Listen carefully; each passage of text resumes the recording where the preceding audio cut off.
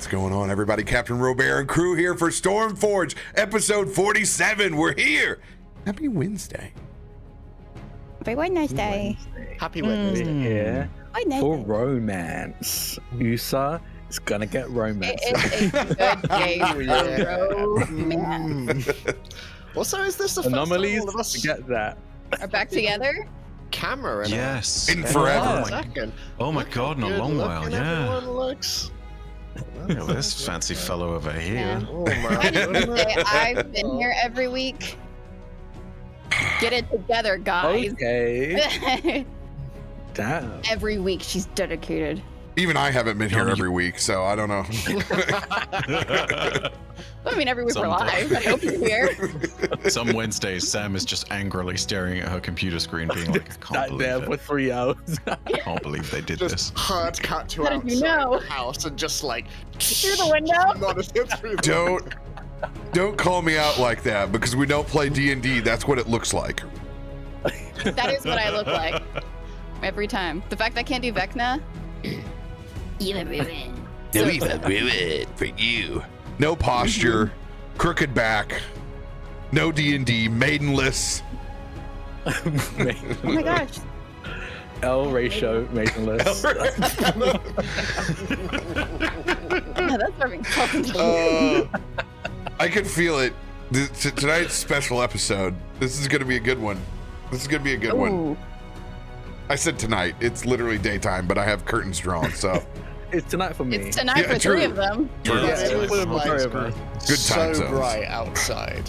Like, It is so really bright, yeah. Oh. Mhm. Oh yeah. I mean, yeah, I guess so, because it's Yeah, summertime. it's summer. It's In the summer. summertime.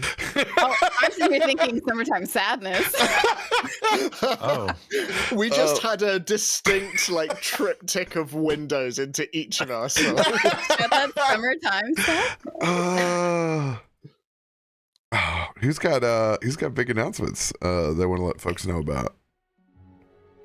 Ed can talk about our show.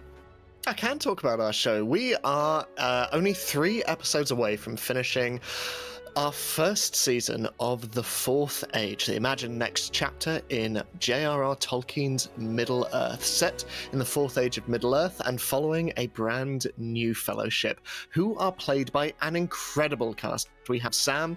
For fans of the channel, we also have Beck Godsey as well. We have Critical Bard. We have Lexi McQueen, aka Black Girl Mage, and we have Jasper William Cartwright. It is a towering cast. It is a beautiful, emotional story. And going into Middle-earth, I was very, very nervous and very intimidated. This feels like a story worth telling in that world, and I hope you will consider tuning in. It's every single Tuesday at 12 time p.m. zone, PT, 3 p.m. Eastern, 8 p.m. your time? 8 p.m. my time, yeah, which is She's great at British what she time, does. which is the wrong time. She's so good. I She's think so it's British good. time right now. Yeah, Is it? yeah, I think, yeah. British summertime? I think so, yeah. Yeah, it's British, yeah. British summertime sadness. I'll And believe whatever you're telling me. the only other thing I have to announce is probably more in Drak's purview. So Oh, me? Yeah, I think we're thinking the same thing. Next week at Friday, the time, I'll be honest, I don't know. Hold on, I'm gonna stall until I've got the group chat up. 3 p.m. to 5 p.m. Eastern next Friday. Yes, we're going to be having our Beyond the Brick talkback over on Luna's channel. It's been, I feel like it's been a couple of months now since the finale of Beyond the Brick. 82 years. 82 years. We've finally got our schedules aligned, finally got everyone free and available on the same time, on the same day, to just hang out and talk a little bit about Beyond the Brick, where we went into the characters, went into production, answer any questions that any viewers might have. So you can check that out on Luna's channel next week, Friday at 3 p.m. Eastern to about 5 p.m. Eastern. I'm very excited. We'll probably have another announcement, but we can't announce it today. But just keep an eye out, because there's going to be another Beyond the Brick related You thing. every time. Another Beyond the Brick related thing that's going to be announced soon. Also, tomorrow at 8 p.m. Eastern over on Luna's channel, we're going to be having episode 2 of Fair Omens, our City of Mist campaign, our City of Mist mini-series. It'll be very interesting. We just found out that we've been watched while doing an investigation, and we're going to see who's been watching us from the other building. And it's going to be, there's powers, gods, the divine involved. Think noir, mystery noir, plus American gods, plus Percy Jackson, that kind of vibe. If you want to check that out, that's 8 p.m. Eastern over at in the channel as well. I think that's it. I think that's everything. I'm the one watching you when D&D canceled. We just found out that you're going to be I'm guessing. staring at you. Drak, I'm gonna need like 4 more infographics. 4 more? I think the only new one was Beyond the Break. I was scanning. I was like, where's it at on Twitter? Where's it at? Where's it at? I can't find it. I can't find it. We haven't tweeted about it yet. We're gonna tweet about it tomorrow, Friday. But yeah, Fair Omens, it has been on Twitter. That's the same Fair Omens one. That's gonna be every other Thursday on Celine's channel. But yeah, that's everything from me, I believe. Who's next? I think I have a quick thank you to everybody who helped launch the complete nonsense that went up on my channel about 10 or 11 days ago. Since that point, 1.3 million views and nearly 110,000 likes on YouTube. Momentarily mentioned on BBC News and article, also out there in the writing of Forbes and Dextro, who got a ton of crap for not even mentioning me in their article headline until they actually had to revoke the whole thing and put it back with my name in the article. And 10,000 memes on their side couldn't save them from the wrath of the community that was like, say his name, put respect on his name. The response has been insane. Thank you so much. Seriously. I was terrified making this thing. Terrified. I've never put something that's 10 hours long on YouTube. And everyone was like, nah, dude, this is excellent. We're going to watch this. So thank you so much for all the support. And It's oh phenomenal. my gosh, the hard work. It's over. I feel like I've crossed the Rubicon of all the nonsense hard work, and it's behind me. And thank you for asking people to go and watch it last week, Sam. I really appreciate it. Of course. Your video was so long. Yeah. I started watching on my day off at the beginning, finishing my work, doing my final uploads to YouTube, switched to my phone on audio only, drove 3 hours to the lake, still listening, got the full audio quality experience, and then finished the video off after I came off the pontoon. It was saved to my phone back at the house. So it was by the day, a full experience. There are some absolutely ridiculous, insane people who sat through all 10 hours of the premiere and watched it from start to finish. And to those people, I just have to say, what the are you doing with the rest of your day? Please. There was a rolling stadium full of people. Damn good content. Yeah. Do you think if this was a con, there was a rolling full stadium of people in and out the door the entire time, of 12 to 14,000 people going in and out watching that the entire time. I messaged him and I said, what if you were able to sell concessions? How many meat pies and teas did you just... Oh my gosh. The most profitable hot dog stand in history. Oh, Drak, you're Very muted. Passionate, but I was very passionately talking about meat pies. And you missed Meat it. pies. You missed No, it. hit us with it. I want to hear this. Hit us with it, Drak. No, I just find it very funny that RoBear's metric wasn't like how many views or monies, meat pies and cheese. for me, it was concessions, and I immediately went to like popcorn and hot dogs. There was like meat pies. Meat pies. This is because I watched too much English Premier League and they dropped the stats on like how many teas and meat pies they sell. So like I just tie it to Bife. So I'm out of the loop with my own country sport, but meat pies. Are we talking like pork pies, or are we talking like steak and ale pies? What are we? This is a good question. I don't have a clue either. They're the lowest. They're the little tin, the little mincemeat guys. That's what they sell at like English Premier League. Yeah. Okay. I kind of missed that. Okay. Like at halftime, that's what you're getting. You're getting a meat pie and and tea. Like Yeah. they don't sell anything else. It's not like Americans. Like over here you can get a hamburger inside of a Krispy Kreme donut inside of a Oh my God, turducken. that's gross. Oh, dude, the food wars at stadiums are out of control Just in the stop. States. And you can wash There that is down no with the sweet and biggest salt divide. There is only food. $50 giant beers. That's what you get over here. I think my favorite idea there is that one day someone rolls up to the stadium and just starts selling normal hot dogs with like mayo, everyone's ketchup, like- onions, whatever people want, and people are like, "This town is going to hell in a handbasket." I swear. So I got to give a shout out to my own stadium. My local club, St. Louis SC, brings in all local vendors. So you can eat Balkan box and all the cool, fun, local and ethnic food that is in St. Louis. And they do a rotator on who gets invited every year. So they share the wealth. It's the only stadium where the food is awesome. It's cool. And you get to meet like owners of the restaurants are all there and it's killer. I love it. They do Love that. They do it right. Hell yeah. Yes. Shout out.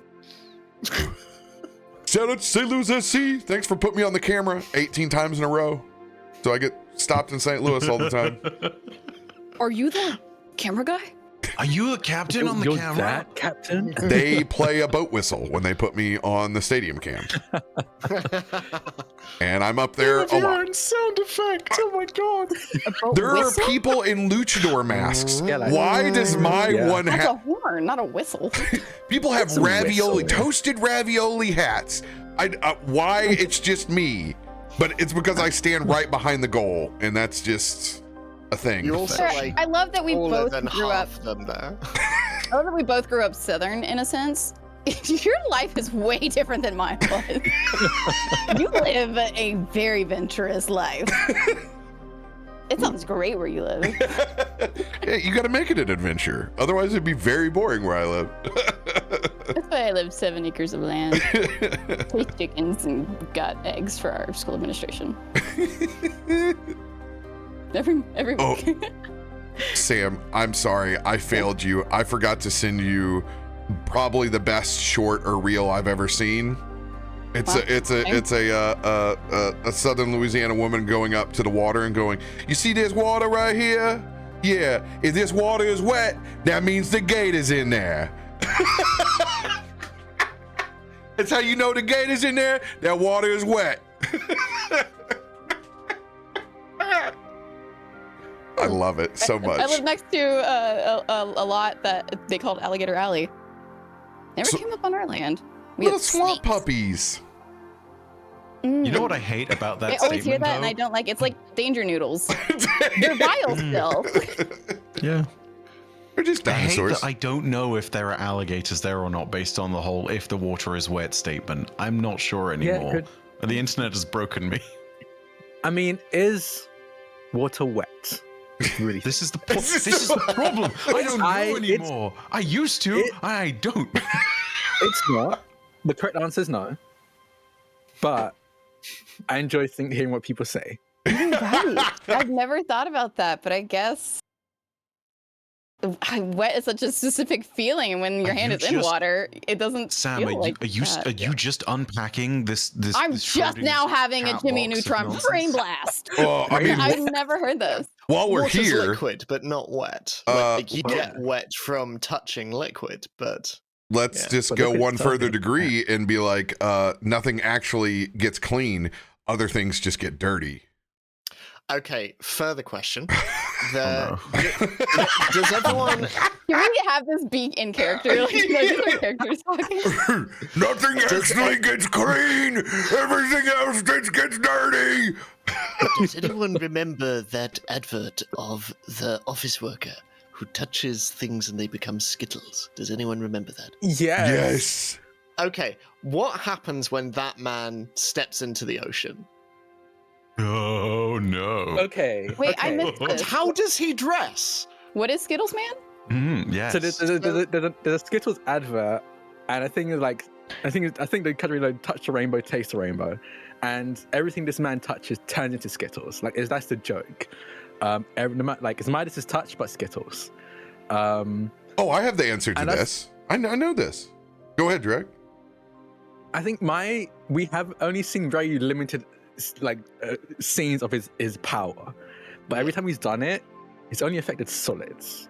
So I think nothing would happen in water. But like, what about his clothes? Maybe. Though? How does he put on his clothes? Does someone else dress him? I think someone else dresses him. Does he use a fork and it turns into Skittles? Yeah, I mean, yeah. Since I was 8 years old watching X-Men on Saturday morning, I've been prepping for how me and Rogue would live the rest of our lives together. Yeah. So, actually, yes. All right, sugar. I mean, she's from your neck of the woods, right? But I think Rogue is different because Rogue isn't like destroy whatever they touch. They just they could just wear gloves for Rogue, but for the Skittles man, if they wear gloves, the gloves turn to Skittles. The gloves turn to Skittles. It wouldn't work with the Skittles man. Unless he can just turn it off and on. This is actually why I told Rogue it would work. He can't. It's not so as annoying that he can't do it. It's not as bad as Skittles, man. In the advert. He smashes the table and it turns to Skittles. I love this so really much. I should get an ad for Sam to watch it. Hold on, I'm gonna get an ad now. I didn't know Sam hadn't seen this. It's astounding. It's one of the first times I think where an American has sat there and heard an ad from a British side of things that they have not seen in my entire life. Yeah. You know? RoBear, I realize we've not geeked out about X-Men 97 yet, so we'll do that at some point. Let's love, cry together, and love together again. Let's find some goddamn hope in this world. Oh my god. So I listened to it and I just realized he said the most devastating line. It's like, how does it feel not to be able to hold your own baby boy in your hands? Oh god, that is so dark.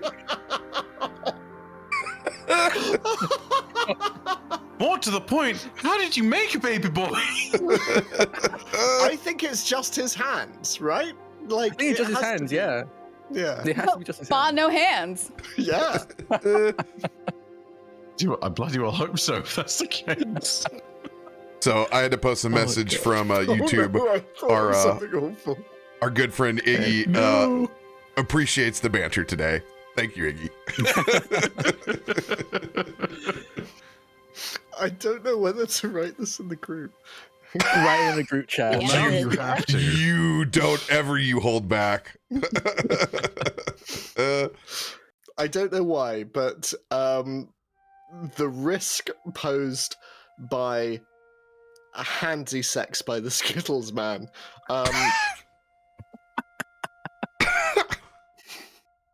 Yeah. Oh my. Yeah. Yeah. Oh, I need Ed, to get into our group. Yeah. I used to think of you as a more refined person, and now I know that we are the same. We are the terrible. same, brother. We are all. I didn't need to look in the I'm group. so sorry. Yes. One singular strawberry Skittle. Oh my god. Awful. A baked bean. Who else has got announced? For today? No, let's have our show. Oh, it's Sam that's turning this wagon around. No, it's because I just said the last thing that I said. I made the joke I and Dan stopped was like, myself. "That's it." Because I mean, And some days I wonder why I'm only sponsored by a beer company. I mean, I think you got a pretty good shot with Skittles now, that's all I'm saying. I mean, And Adam and Eve. Oh, did you know Adam and Eve had actually did sponsor a Star Wars campaign? And they never did it again after that. It sucked. Wait, not a Star Wars campaign. The Star Wars campaign was good. The fact that they never sponsored anyone else kind of sucked. Aw, they reached out What to was the- sponsor me once. what was the Really? But I was very family friendly, and I was like, no. What was the tie-in that made them I sponsor Star don't Wars? remember. do I need you to check. want to know? It's been a while. I don't know if I want to know. I'm curious, but also not that curious. I mean, look, listen, I've- you could always tell me I could drop an F-bomb and we could have to restart the stream if we want to keep that knowledge to And a ourselves. brother and sister love each other very much. Well, hold on a Oh, second. God. Wait. Oh, no. Hold on a second. Star Wars campaign. There'll be a day when I have a final campaign with an ancient dragon, and Bad Dragon comes in with that. Who needs themed dice when you can go that route? I'm just gonna say I have fairly consistently, except for obviously Beyond the Break, I've fairly consistently reached out to them for sponsorship and gotten nothing, unfortunately. But I'm never gonna give up. Yes! Honestly, I'd love to like do a Bad Dragon sponsored campaign. I think would be great. I think it'd be hilarious. Yeah. They're missing out. I've very consistently, I don't even Bad Dragon, I've consistently reached out to them, but haven't had anything. Astanel has also responded in the chat with, I think, what it might have been. But, oh my god, okay. No, did we just educate you on Bad Dragon? No. No. Regarding the Star Wars thing. Oh, the Star Wars tie-in. And yeah, that's honestly not as bad as I thought it was going to be, but also just okay. That seems remarkably tame compared to what I thought it was going to be. Okay. Yeah. Jesus, Astanel, that is officially on my VOD now. I mean, the Star Wars jazz equivalent is jizz, so. Is that still canon? I feel like they retconned that there.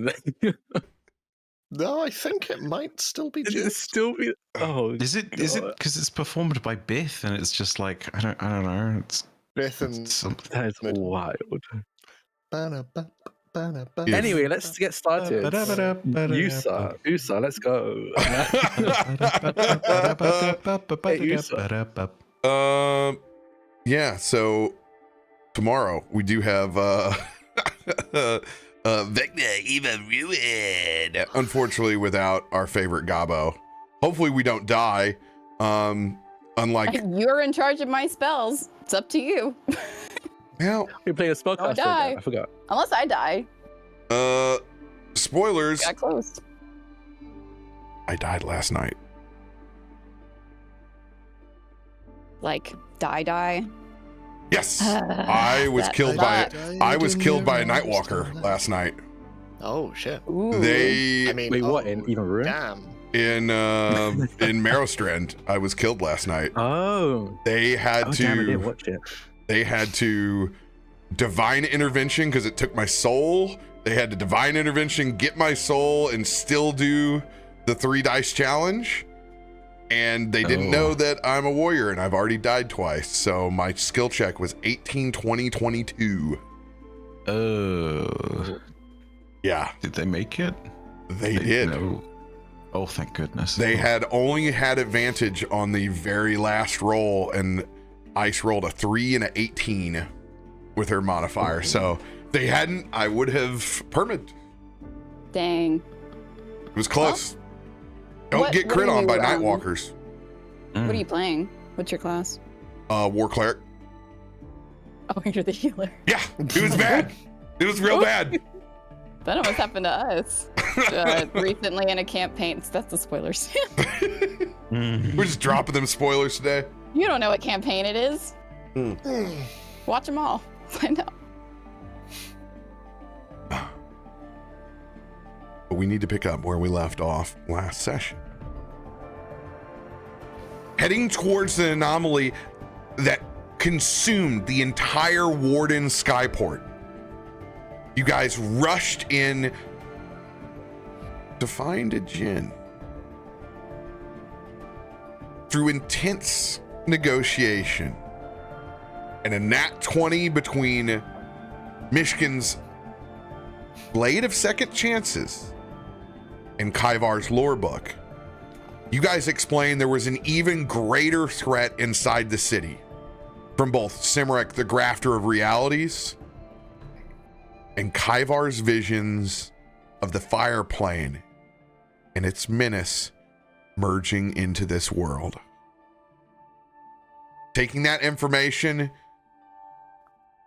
the djinn has spun out and partially lifted the anomaly from above the warden's skyport.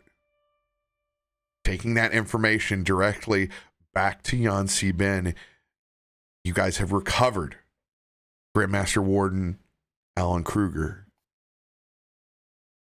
and have temporarily earned a bit of a ceasefire. Where do you guys want to pick up? You can do post long rest. You can pick up literally going down the steps from the top of the Warden's Lodge. The choice is yours. I'm good with long rest, but Yeah, I think post long rest makes sense. Yeah, I think so. Unless there's any warden specific stuff that Loluphia and Kallisto need to do. No, we just had to get help for the Alan Kruger. Yeah. Is that his name? I imagine, with the state Alan's in, we're probably going to want to talk to him after long rest anyway. He's going to need to rest a bit as well. All right. Long rest on your character sheet is underneath your profile picture in the top right-hand corner. There's a little image of a bed. I'm sorry, top left-hand. I'm sorry. Ta-da! Prompt that pops up says, "Is new day?" It's not "is it a," it's "is new day." It's either in Kyvar's voice or Egrik's voice, and I don't know. If I give you more Kyvar, Egret does full sentences. Is new day? Yes. Yes. Does that make sense? No.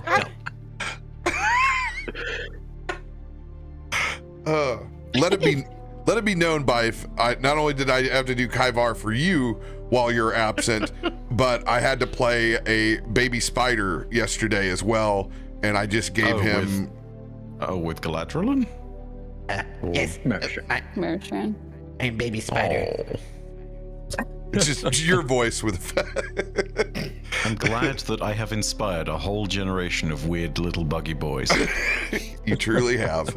It's officially the voice of all insectoids. Like Nelson's voice is now like. Yeah, it's the Burbs. Gleam did so good at that voice. It really sticks. Mm-hmm. All right. We'll start out with our favorite couple. Waking back up. Myshkin and Kyvar. Oh, I was gonna say Loluphia and Usta. I think we all have very different. Everyone. Farouk and his zucchini bread. We'll start out with Kallisto and Loluphia back at the Amber Forge. I actually think, and obviously if everyone disagrees, feel free to. I think we would have slept at the Warden's Lodge, especially with us having to be. We have no idea when the anomaly's going to come back again. Yep. Yeah. That makes sense. We haven't got to do this yet because you have spent time in the common room. It's been it's all been like very rushed whenever you've stayed there or slept. It's like sleeping in an airport, you know? It's like you've been inside like the mess hall where people have been eating or busy. I want you guys to describe what your nook is inside the actual Warden's Lodge, because you would have something set up. You guys have been Wardens for quite some time. You would have your own little place inside here. It would be very small, whether it's 1 or 2 rooms with basic facilities of like kind of like a an ensuite where you'd have like a basic kitchenette and shower and like a little living room and someplace to sleep. Describe what your little nook is over here. Ooh. And if we're in full control, I feel like it would look similar to the Amber Forge. Probably, yeah. Creature I think of like habit very of comfort. rustic. Yeah. Yeah. very rustic. I think any heating, we definitely have like a fireplace. There's definitely little photos and frames of like their family. Yeah. Yeah, I think there's, at the very least, I think there's like a kind of living area, and then connected to it are like the bedrooms.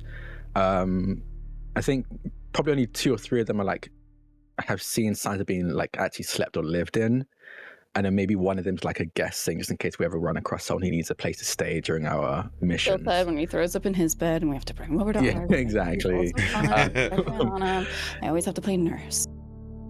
Also, I want you to think of the inside of this Warden's Lodge as being that golden age of architecture. It's not a shitty multi-purpose building where the hallways are just drop ceilings in depth of any character. This is like an old Victorian building. It has character. The art is wonderfully framed with actual style choices. Like Is when this you the guild hall? this is the guild hall. Okay. Oh, I described it for us in one of the earlier episodes. But it is very much what you're saying.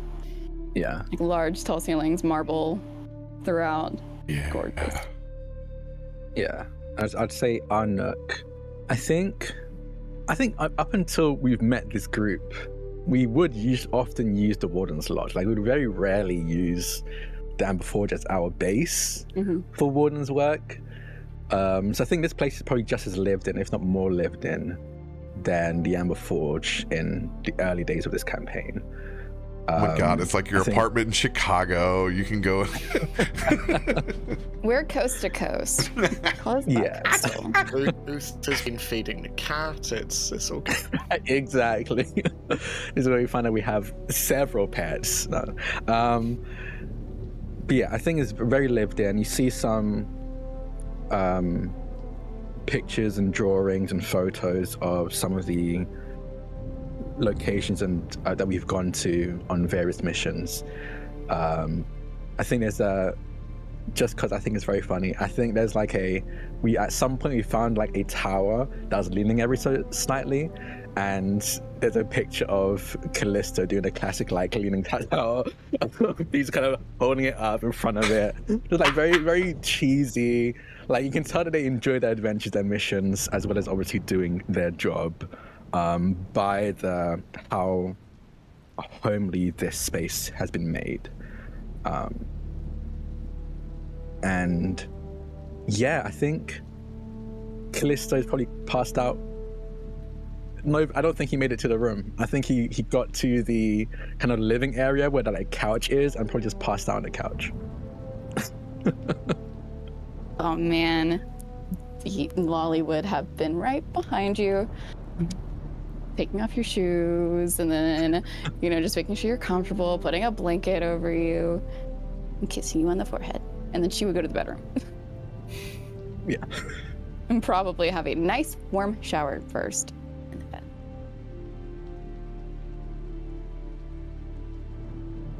I think Myshkin. Kallisto wakes up.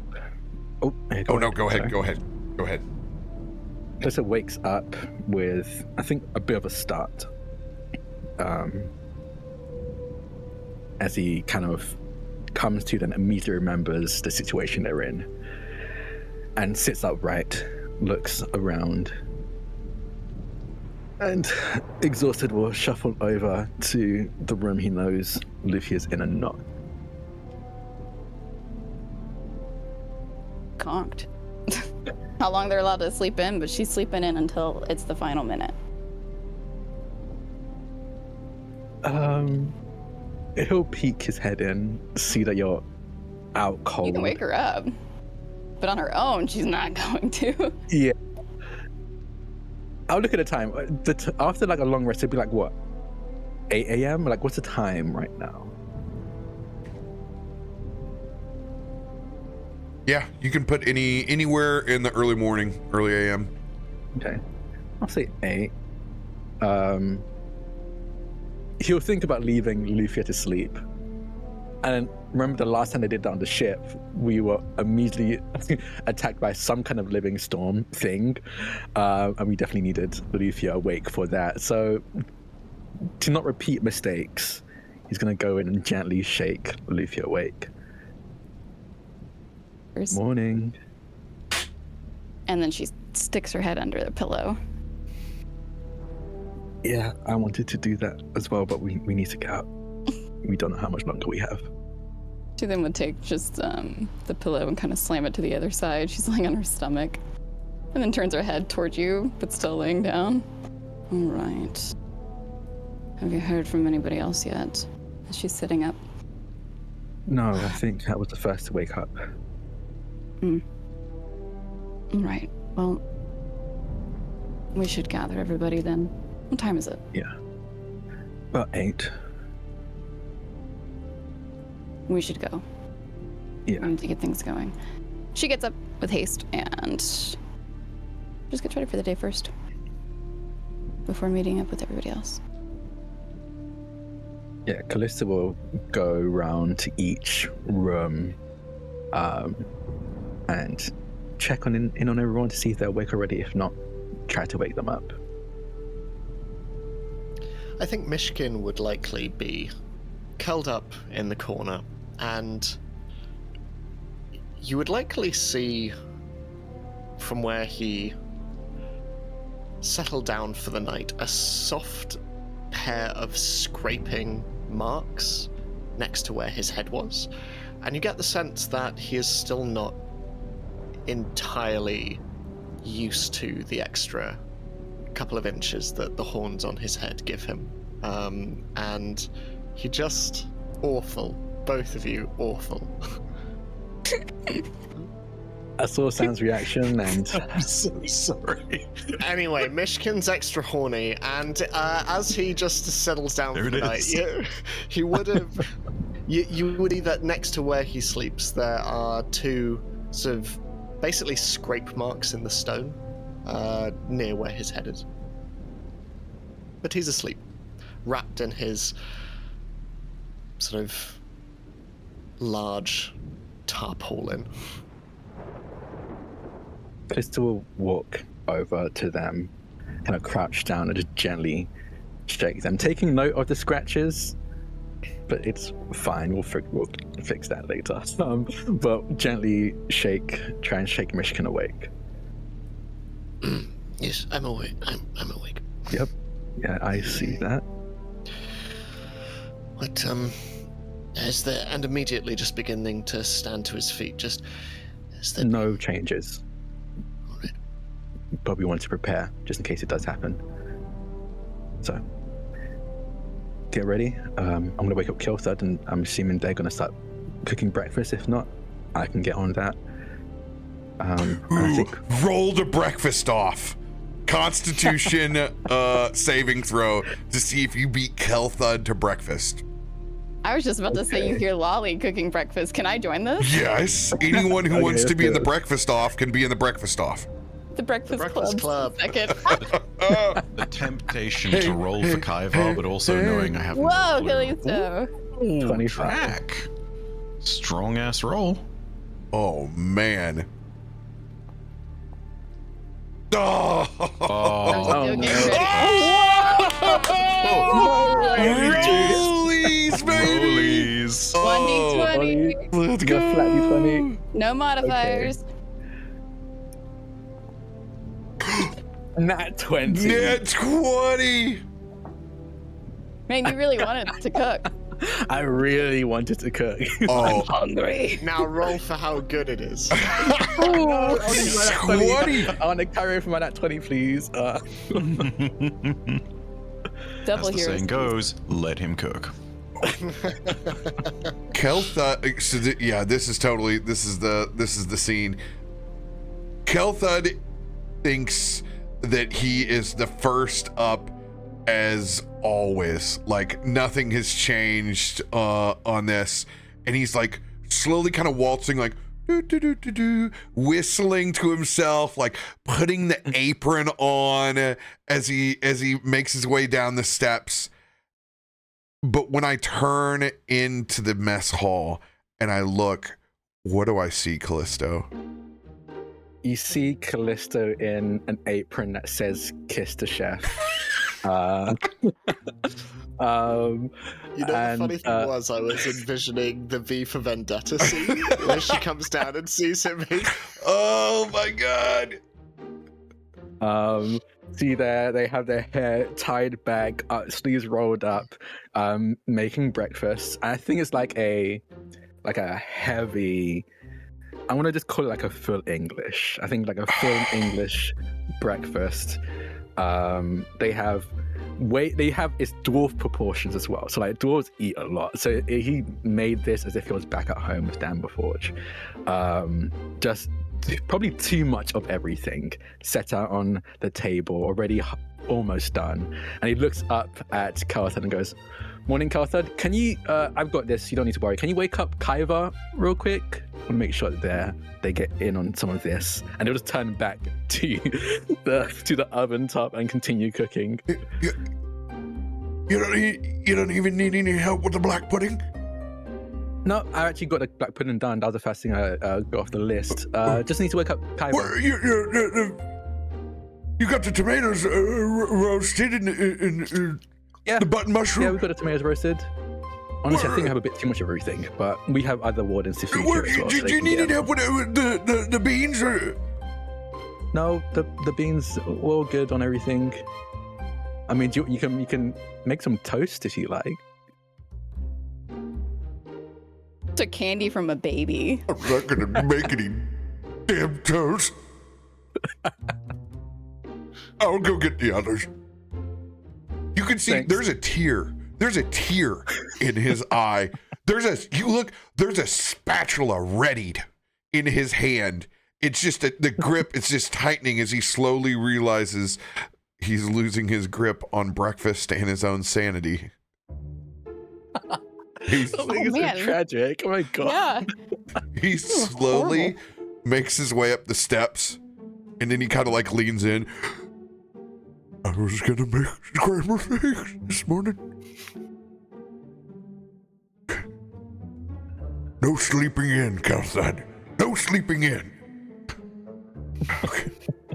Sometimes it's a hard job being a warden. Sometimes you've got to crush dreams. This is the stress. And this is 100% a reflection of my mother. This literally happened one day when we surprised her. She relieved her stress through cooking, and we did everything, and it was not the response we were hoping for.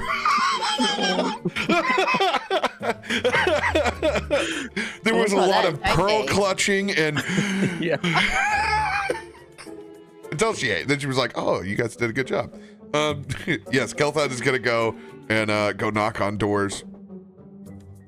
Breakfast is ready. Breakfast is ready. It's quick and abrupt. He doesn't even wait to open up the door. Can't let her see you like this. What you see as you open that door is Cuddlesworth, sort of like slowly jolt awake as he's been half awake at a desk. And he sits there and sort of for a moment, hey, at least it smells good, Kalthad. He sort of slams the desk one more time as he sort of prepares himself to get up, and just this insecty chittering underneath, you know, it resonates outwards. Which point, I'm going to need to roll a dex save probably for Cuddles. I forget, what's his... Do I have Cuddles' sheet in here? I believe I do. I think so, Oh yeah, he's under NPCs. Hell yeah. All right, there we go. Oh, he has a +3. Wow, that's... Color me impressed. Probably not going to do much help. Let him cook. 17. Falls out, but then quickly recovers, lands on both his feet, makes sure that he dodges and doesn't damage Kaivar in the process, who then creakily gets out and rolls himself out from underneath the desk, because there is no crate that's currently available, so a desk had to do. Why, Iota? Oh, it's you! Oh, I thought we had to get the exterminator in here again. Ay. Cuddles is gonna walk off in a little bit of shock and disorientation from waking up. Cuddles, Hi, get your ass over here! Okay, I'm coming. Jeez, wake a guy up to breakfast and then you get him to do work instead. Guy. Go down there and help Kallisto serve breakfast. Here's my spatula. Why do I need a spatula for... Oh, never mind.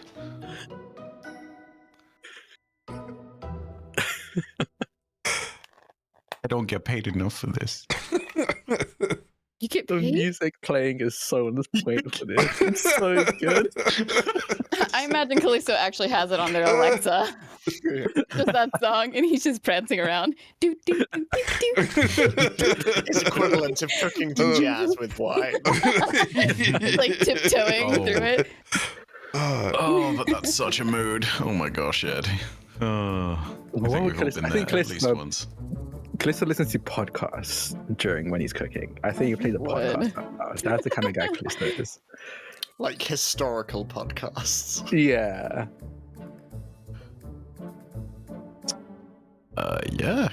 Gava's just going to pick up his Vox and get rolling down, just with the typical scuttle as he does, shaking off a little bit of the dust, shaking off a little bit of the rust, and ready to get some food. Guided very immediately by his nose because he realized someone from the Amberforge household has been cooking. He knows that smell. You don't know where Farouk slept, but he's still in that rain poncho that he got earlier inside the campaign. Somehow he's arrived where the food was immediately when things started to get done. Like, hey Kallisto, you try that yet? You need a tester? Sure. I definitely need a tester. His poncho is wet. You have a feeling that Farouk may have fell asleep outside. Oh my god. It smells When really Farouk reaches good. out for when Farouk reaches out for the sausage, I want to slap their hand with a spatula. Where did you sleep last night?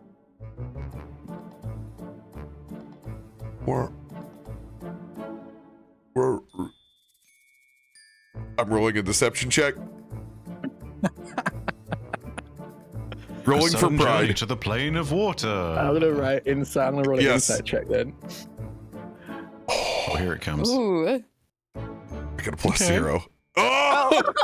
Damn. Oh my Damn. god. Okay. You have a +8 on insight. Well, I was here inside the warden's lodge like everyone else. I just got a little tired in the common room, but I went for a walk. I wanted to check on see the anomaly, see if it was still roaring up there, and somebody had to check on, Usa was going to be up in the morning, and I kind of wanted to see what she was up to. Do you have a crush on Usa? Who doesn't? And he goes. He goes to try to dig into the beans casually, unfazed. Or, you don't? Yeah, no, fair. Anyway, yeah, your sound's over there. You can have that. 10 out of 10. That's how deception should go every time.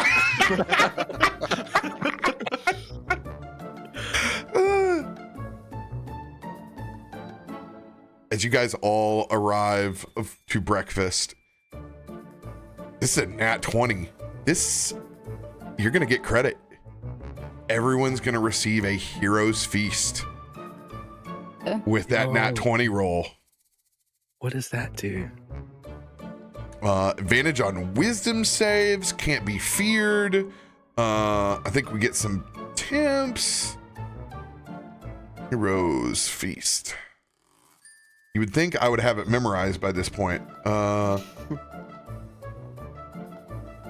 Yeah, so we get for can't be immune to poison, disease, can't be frightened.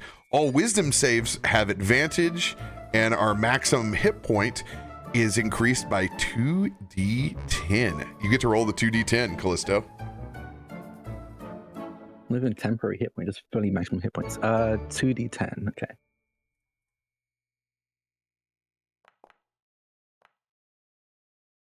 $12. All right. And what's cool is you have a little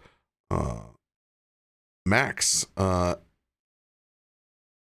hit points right underneath your profile on the top left. Yeah. Well,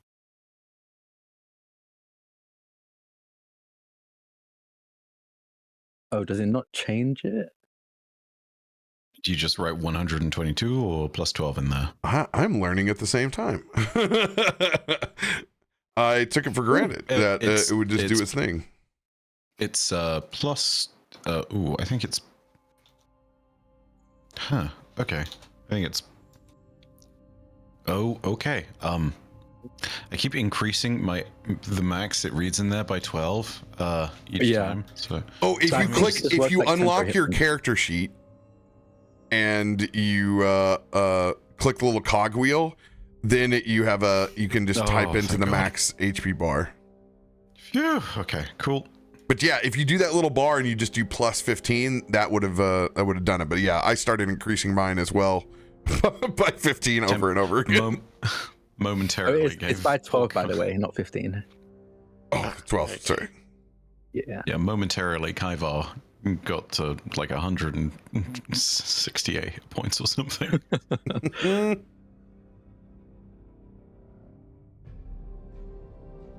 All right.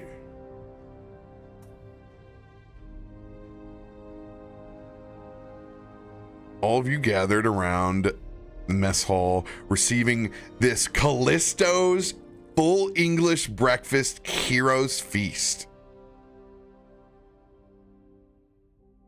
I'll be honest, Kallisto, that's some of the best black pudding I've ever had. I guess stress has some benefits. It's definitely the best I've ever made. There's one thing I can tell. That's a strong dwarven upbringing. As he kind of he wrestles around me, which is always weird because he's like, his head's like about up to your chest. Like,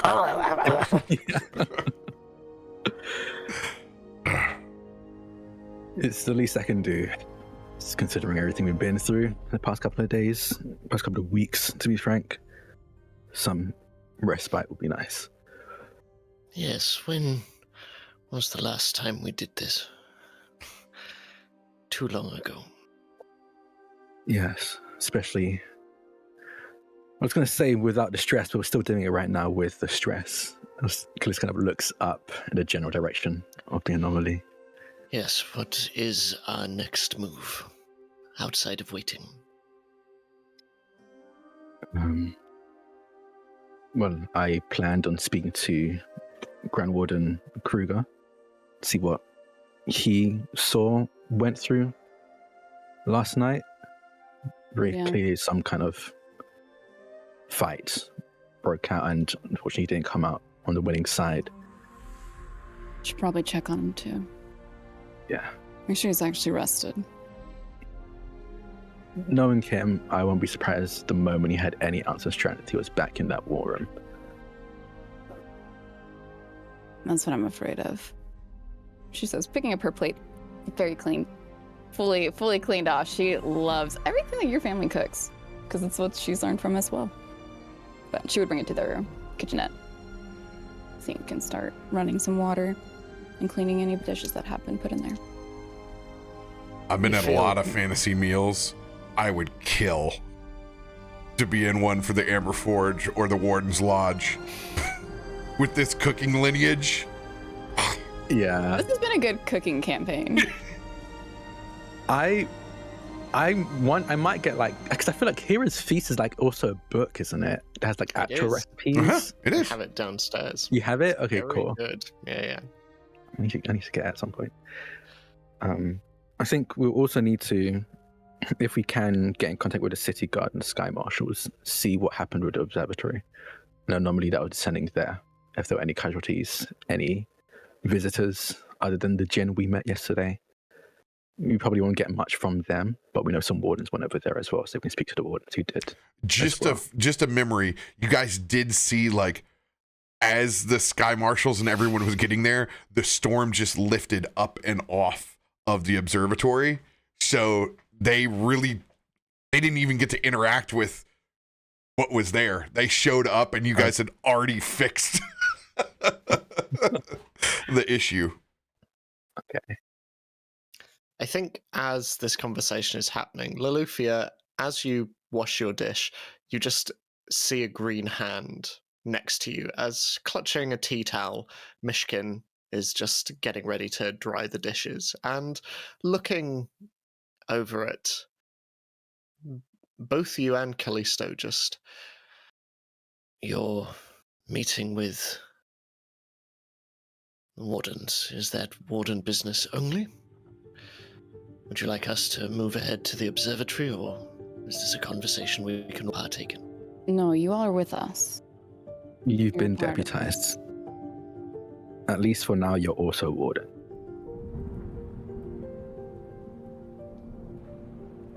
Well, we'll say whatever you need us to. We'll back you up however we can. You could say whatever you need to. You've gotten us out of several sticky situations. Well, I'm talkative when I need to be. She's handing you a clean, just washed plate for getting on to the next one.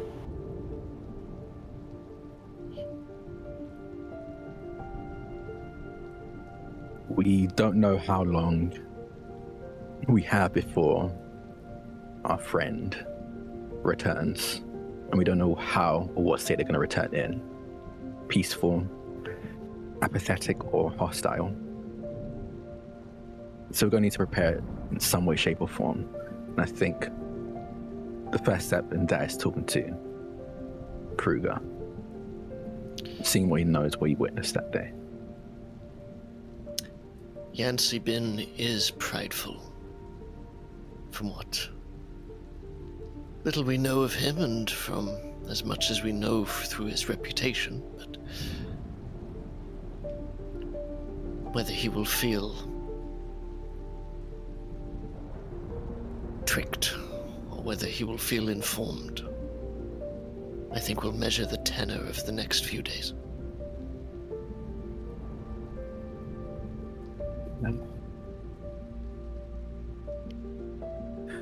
I'm gonna get a plate for Grand Warden. Again, knowing Kim, he's probably up already, thinking without eating. So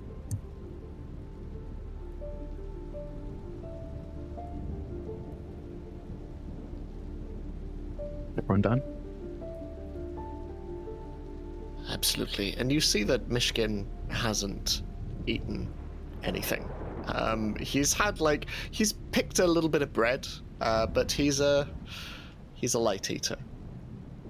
He still gets the benefits of the terrorist feast, though, I should say. Really good bit of bread. It's actually Kelthud's toast. Oh. Oh no, I take points away. Oh, that's the most meta shit ever, and I'm here for it. But yeah, Myshkin just, as soon as he's done with the plates, just sort of stands, and you can see him just waiting to see what everyone's move is. I would do the same as she's finished, putting this towel over the sink. Well, is everyone good to go? Check on the Grandmaster and also determine where the situation is at now. Yes. Yes. I am ready to go. Yes. Okay. You see Kaivar, like, sticking just a tiny bit of leftover something from an English breakfast into like a small bag that he's taken with him momentarily. He's looked over vaguely in the direction of Myshkin, knowing that he's not actually eaten that much. It's like, yeah, save it for later. Kallisto has made a plate for the Grand Warden and has that in hand. right. As you guys head towards Grandmaster Alan Kruger's office, you guys find that it is empty. They are not there. Upon finding his empty office, no one on his couch, no one in the personal quarters, no one in his main office, not even inside the war room, you guys go to check the infirmary. I'm gonna make a Constitution saving throw to see what state Mr. Kruger is in.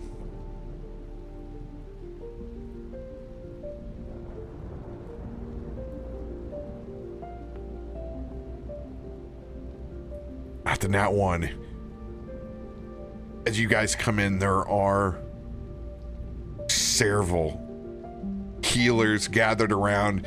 He's on the drip. Alan is conscious, sitting there robed up, gray beard, leaned back up against the wall.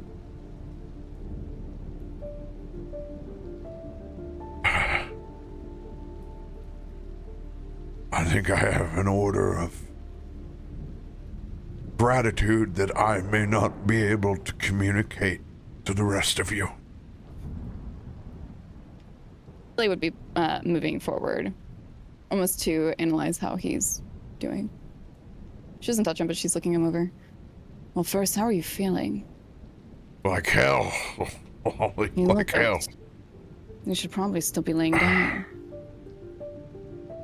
I can only sleep for so long, even if it's forced. Oh. God, it smells like Kel'Thud's been cooking up a storm. And that was Kallisto, actually, she says, turning to look at him. God, we do know it's the sign of the end of days. Kallisto? Kallisto? You took the time more than just to grab a croissant on the way out? Cooked for everyone? Oh, okay, that's actually fair. You do that a lot. Okay. Are you gonna eat or not? Set the plate down by his bedside. You have no idea how excited I am. Thank you.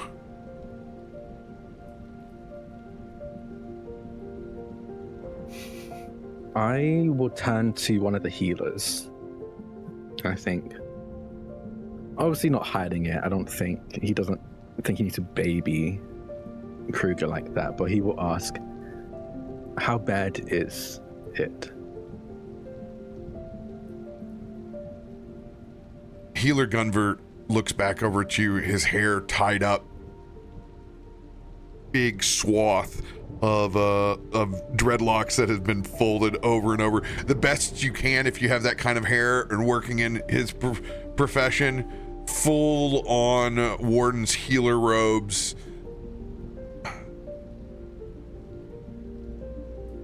He's gonna just kind of non-verbal gesture to kind of take a walk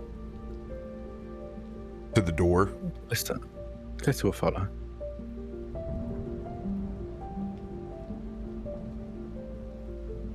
You got him right when you needed him. It's not good.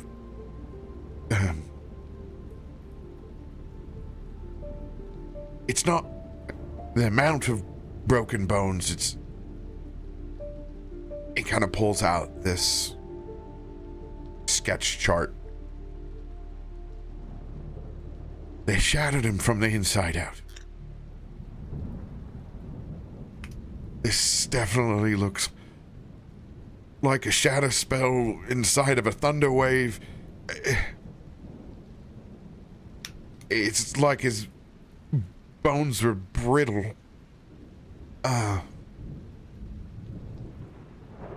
It's gonna take some time. This is beyond a rest and a greater restoration. But he's alive. I think we can do this, but Please. Let us use some of our magic. If we don't, he'll have to be supported by machines the rest of his life.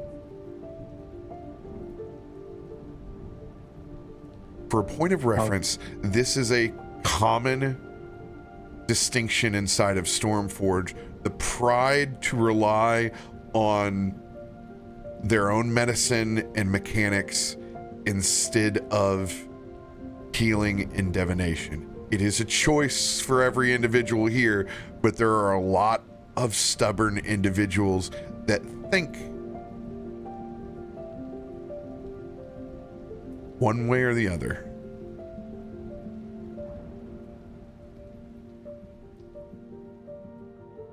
Aside, oh, so sorry. Oh no, go ahead. I was going to ask, aside from the cultural pride context, is there anything further to it? This isn't like BSG Sagittarons where there's any religious context or anything behind it, because it's not decidedly that with Stormforge, but like, is it a culturally sensitive point at this point because of how much it's built up? They feel that there is a high failure rate for the individual magic users, and especially if they are of practice. They really only believe that magic manifests like lollies, where it's a natural, you are a born magic user.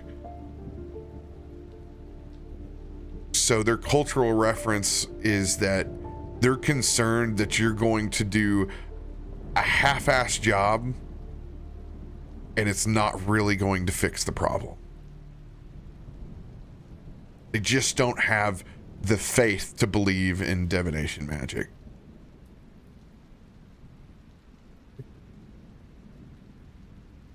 I'll speak to him. He's stubborn, but he's not unreasonable. Please. We can fix this. He just has to let us in. But it's going to take time, and that's... He thinks he's just going to be able to get back up and go, and that's not the case, no matter what his choice is. If he tries to get up and go, he's going to be more machine than man.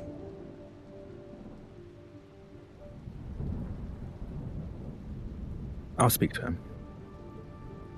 Thank you. Thank you. He's going to quickly tuck back inside and try to appear as busy as possible, as if no sidebar conversation happened. And I think as Kallisto returns, he will just say through his amulet to Loluphia, he's going to need some more magical intervention. It's not looking good. I'll give you the details later. All right. She just turns to nod at you.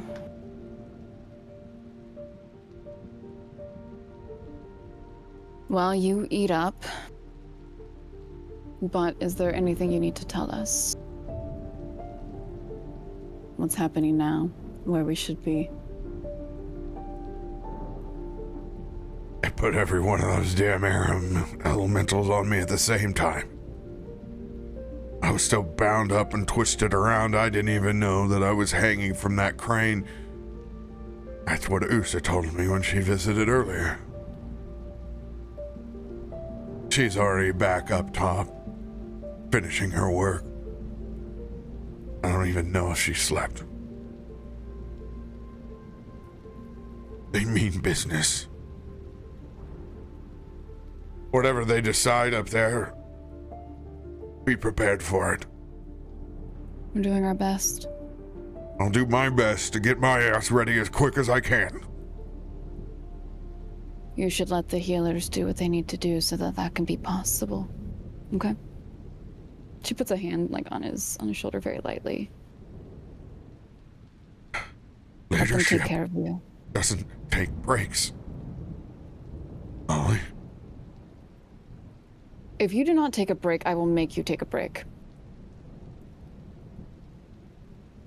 Intimidation or persuasion? Your choice. Okay, let me see. As you do this, picking up on some of the background chatter and sort of keying into this conversation, I'm going to roll something for Kaivar. If I succeed 10 or above on the dice with an intelligence check, I'll go ahead and drop you a guidance. Still learning all of the basics with regards to stuff because, yeah. 19. Social interaction, not his thing. Not anymore. There is your guidance. Kaivar's a Chad now. He knows everything about interactions. Yeah, wasn't everybody a Chad? Kaivar's lower chittens just kind of like. Yeah, suddenly elongates. Mind if I upgrade that from a guidance to a 1d8? Yeah, let's do it. Let's do it. Cool, alright. Yeah, send in a 1d8 your way. Roll that on top with whatever you want on your thing. Were you saying that too? That's what you said. You. Get one Yeah, d8. yeah. You get a that's what 1d8. Oh, Yeah, my guidance is a 1d8 now. sick. Oh. Well, I got a 20. it's a dirty 20 there. Yeah, 20 for a 20. See, Thank you. symmetry in these things. That's right. Thank you for rolling 20s with me. All right, let me make a little roll here. A disadvantage because he's very hurt.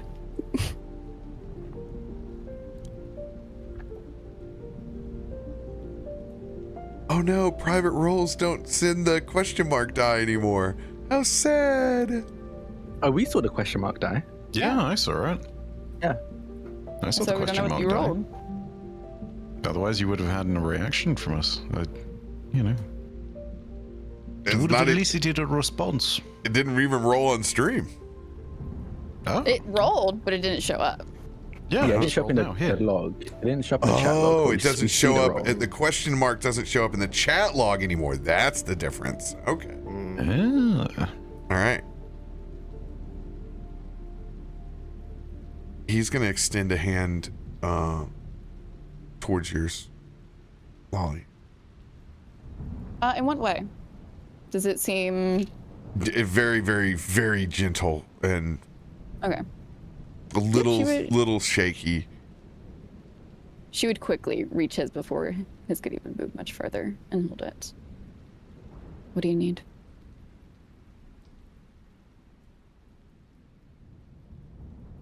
I need you to tell me the truth.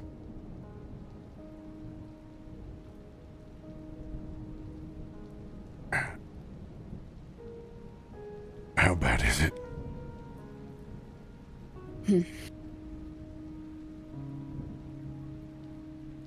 I don't know fully, but you don't look great. And the faces on the healers doesn't look great either. You need to let them heal you. Oh, this face never looked great to begin with. Your humor hasn't changed.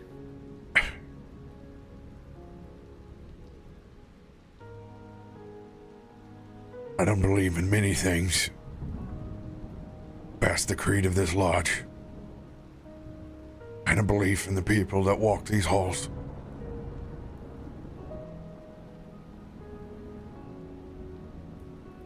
But I believe in you. Thank you. You say that they can... If you say that they can help me, then I'll trust them. They can help you. But so help me God if I get a report that things are going to shit.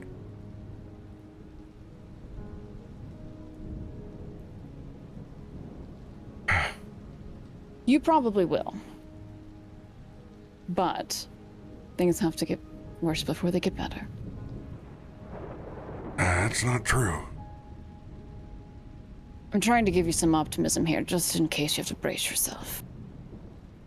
Hope for the best, prepare for the worst. I don't say it in jest. I know you don't. You're the one that's gonna Neither have do to I. deal with it. and he takes off his Grandmaster Warden. What are you doing? I can't lead from in here.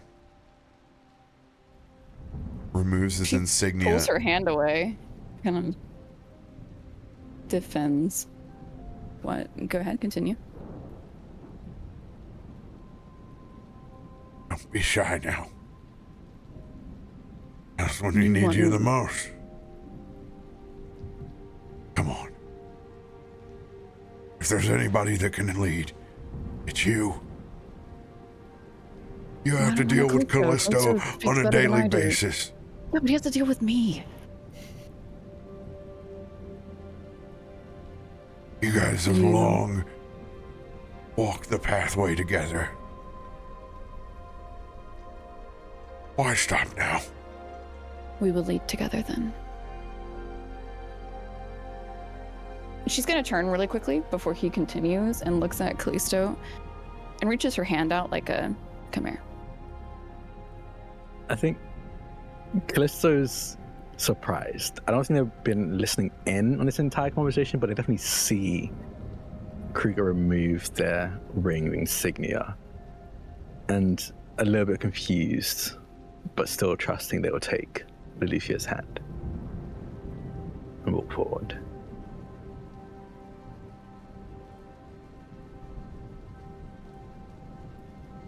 So are you sure about this?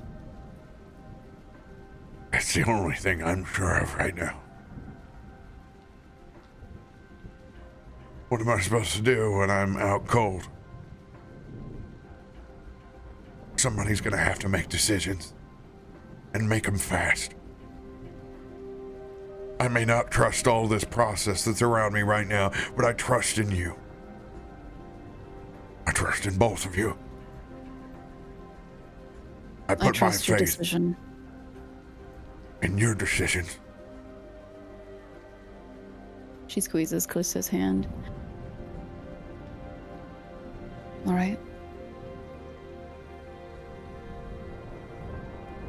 Lead them in my absence. I'll focus on getting better.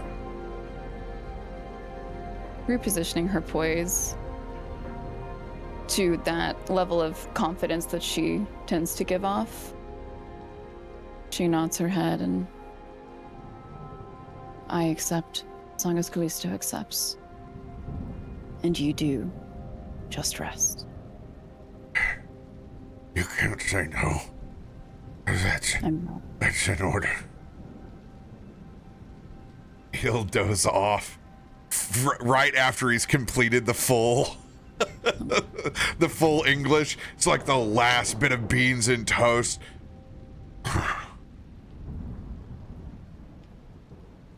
Healer Gunver is going to come over to both of you.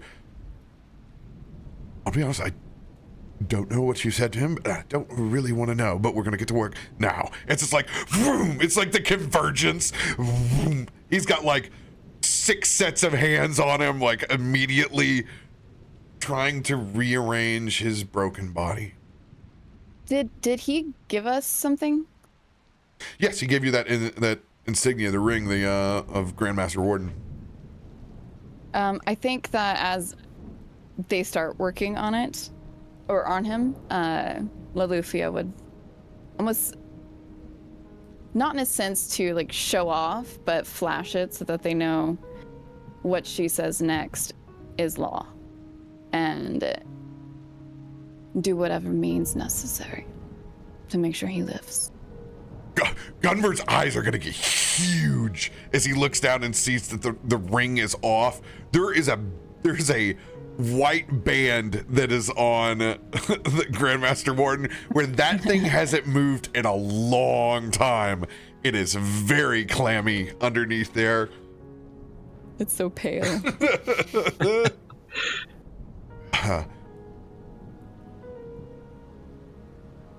Yes, Grandmaster. And he looks back over. It's gonna take a minute. Grandmasters? I don't like, just Kallisto is Call fine. us Loluphia and Kallisto. All right. G-dubs. Maybe not that. Yeah. Anyway, we're going to head out. If you need us, you know how to find us. Yeah, I know. Saving the world. Don't end up like this. No promises. Yeah, we'll do our best. While all of this is going on, there's a bit of Farouk's just kind of like poking the saline bags that are up. There's all these other empty beds, like nobody else is here.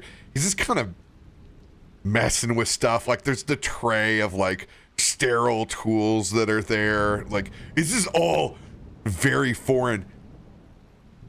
Farouk has never been in a hospital before. Hasn't needed it. As coming from a house of divination, they've never used anything like this. So he's looking at all these modern tools.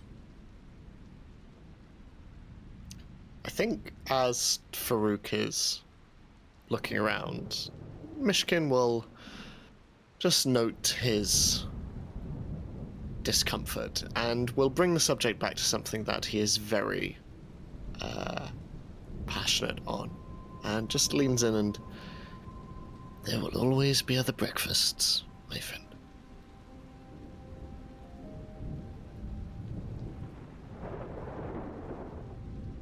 What do you mean by that?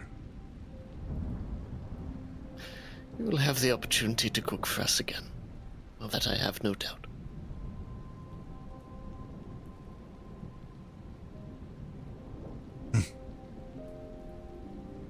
He stops poking and prodding and kind of follows suit.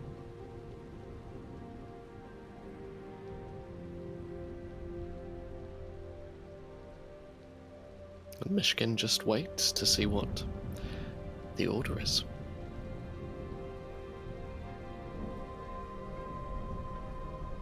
A large french fry. Hear me out. Hash browns all day. Like, Oh, I don't want to have to use That's a fork. oh, but that's a great way to go to sleep very happy at some point in the next however many Carbs hours. in general. It's the parchment, yeah. the parchment wrapper. You never touch the hash brown. The parchment wrapper that thing's in. That's your vessel. The vessel unto which this glorious condition of food hath delivered itself unto us. A little bit of sriracha right over the top of that hash brown. that's the Kaiba. It's a nat 20. He is a perfect linguist now. Yes. He's gonna do all of our next conversations with the big bad guys. Yeah. I look upon ye, Yancy Bin, and I see someone who was Bin. Oh my god. Never mind. I take that back. Take it all back. There you go. There While it we is. leave. Not get into that one. Now that we've reasserted everyone's true roles in this party. You're putting brioche on a burger. That's one of my God. favorite shorts. Hang on a second. Are we? Is this a Gordon Ramsay reference? Because I'm now imagining Kaivar as Gordon Ramsay, and I can't do it.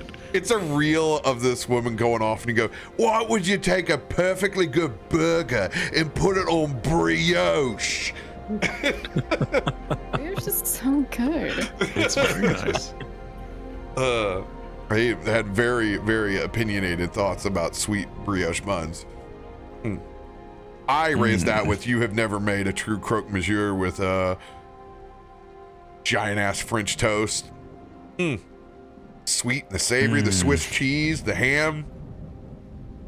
It sounds like something you have once, and then you follow it up with an appointment at the hospital. Just a good 8-hour sleep. Oh, that too. Yeah. So, headed out the door from the infirmary inside of the warden's lodge. You guys are sitting about 10, 11. We're heading up. We got told that Usa's up on the roof finishing off their project, right? I think meeting up with them would be of use, especially with the, I guess, temporary change of command.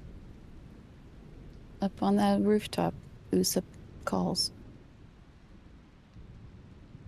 Was that a reference to something? Or...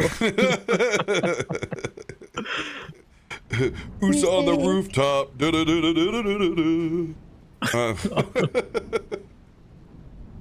All right. Anything you guys want to do before you ascend to the rooftop? I'm gonna make a plate of food for Usa to get a good first impression. Yeah, exactly. I beat all of you to it. I'm getting food for Usa. I think as we're walking, I think sort of walking up sort of near to Loluphia, just the robe is much appreciated. Thank you. You're welcome. I'm glad that it stuck itself together. It was rushed. Well, perhaps when things are slightly less damp, you might show me where in Stormforge one might procure more proper clothes. Oh, absolutely. But yes, if Stormforge survives, I'll take you to the good places. I'll hold you to it. All right. Also, is it just me or Usa is like Really, really hot? Yes, I know. right? Lisa and I, Yes. we fell asleep talking about her one night. Not last night, because he fell asleep early, but like, she's been on our radar. No, I understand. Let's keep walking. They do. I'm trying to think of the most inappropriate way for Kaivar to interrupt this conversation. No, Yes, not Usa, yes. yes. No, Many not really. hands. How does Many hands, yes. one say Gayet? Are you trying to say gyat? It's a Gayet. Gyat. Oh my god. We need more Kaivar Jin Alphas sayings. Oh. Gayat is wild.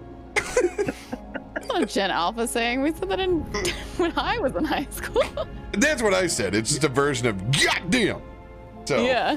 They It's just just don't evolved. say the second word. Just gyat. Gayat. and on that Gayat note, is incredible. As we're walking up the stairs, talking about how you're supposed to say gyat to Kaivar. He will absorb all of this information for better or for worse. And just to let you know, he will take it 100% seriously. There will be consequences to this action. Kaivar will remember. we'll take a quick break. Let you guys refresh your beverages. Yeah. As we go upstairs. Yeah, we'll be right back, everybody. Oh. My god. Why be right back when you be left front? Oh wow. I'm divorcing Loluphia for Usa. Wait, no, I'm a Grandmaster now. Please. Can't Oh do my, that. so I order you no. Oh, I order you know. I didn't realize the dynamics of this. You can tell Usa what to do now. Oh, God. Oh, I know. Oh. I can tell Usa what to do now. I want Usa to tell me what to do. I don't know. That's Yeah, the I'm in way the same, this but is- we're gonna tell us what to do. I will be right back. Yeah, I'm gonna go stretch my legs. I gotta get out of here. I'll be right back. Oh, this has been a great episode so far.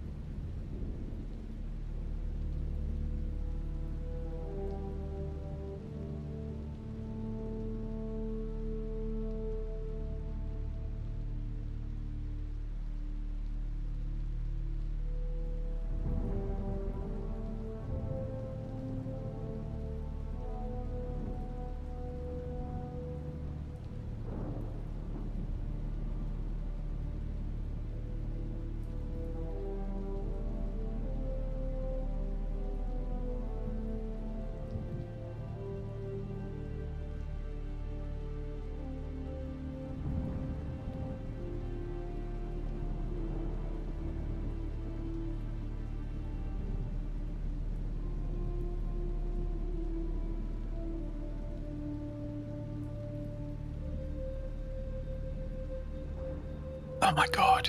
I'm alone. The stream is mine now, guys.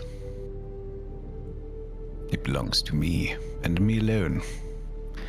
And I'm gonna tell you all that you should go ahead and subscribe to RoBear's channel, of course. No one else's. No. No one else's. Just no one else's. I can't even parody the dirty YouTuber thing. That feels weird.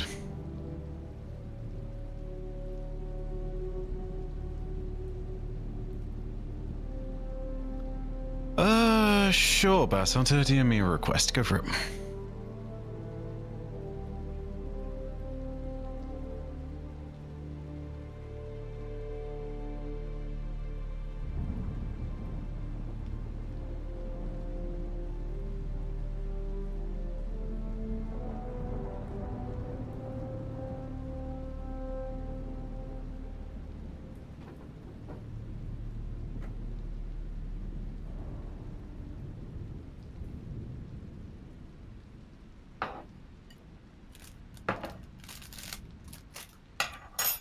And that, ladies and gentlemen, is why hostile takeovers in this house do not continue, because all of a sudden we have a wild Ed Spence. He's back. Also, look at that deep V that man's got going on. How much sexier is that? Anyway, moving on. What were you saying? Nothing. How are you doing? I've missed I was talking about USA. Sorry. Nah, I'm doing good. I'm just glad the period of... I mean, don't get me wrong, I'm still in a very busy period of work. I'm not taking weekends for just a little bit here, but like... Man. Wow. It's been a crazy couple of months, to say the least. And I feel like I finally crossed this time period of busy nonsense work, and eventually things will slow down at some point to a moment where I can do things, rest, relax, and still be okay with it. I'm glad. But I think, it's so much a testament to the hard work that you put in. The response, as you say, in Forbes. Incredible. Yeah. It has been a weird freaking time.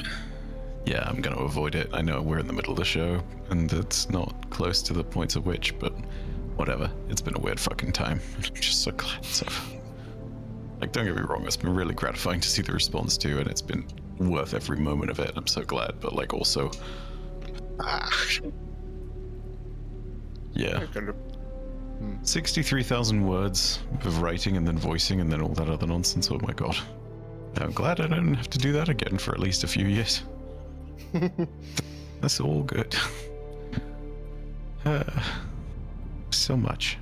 Very proud of you. You put a lot into it.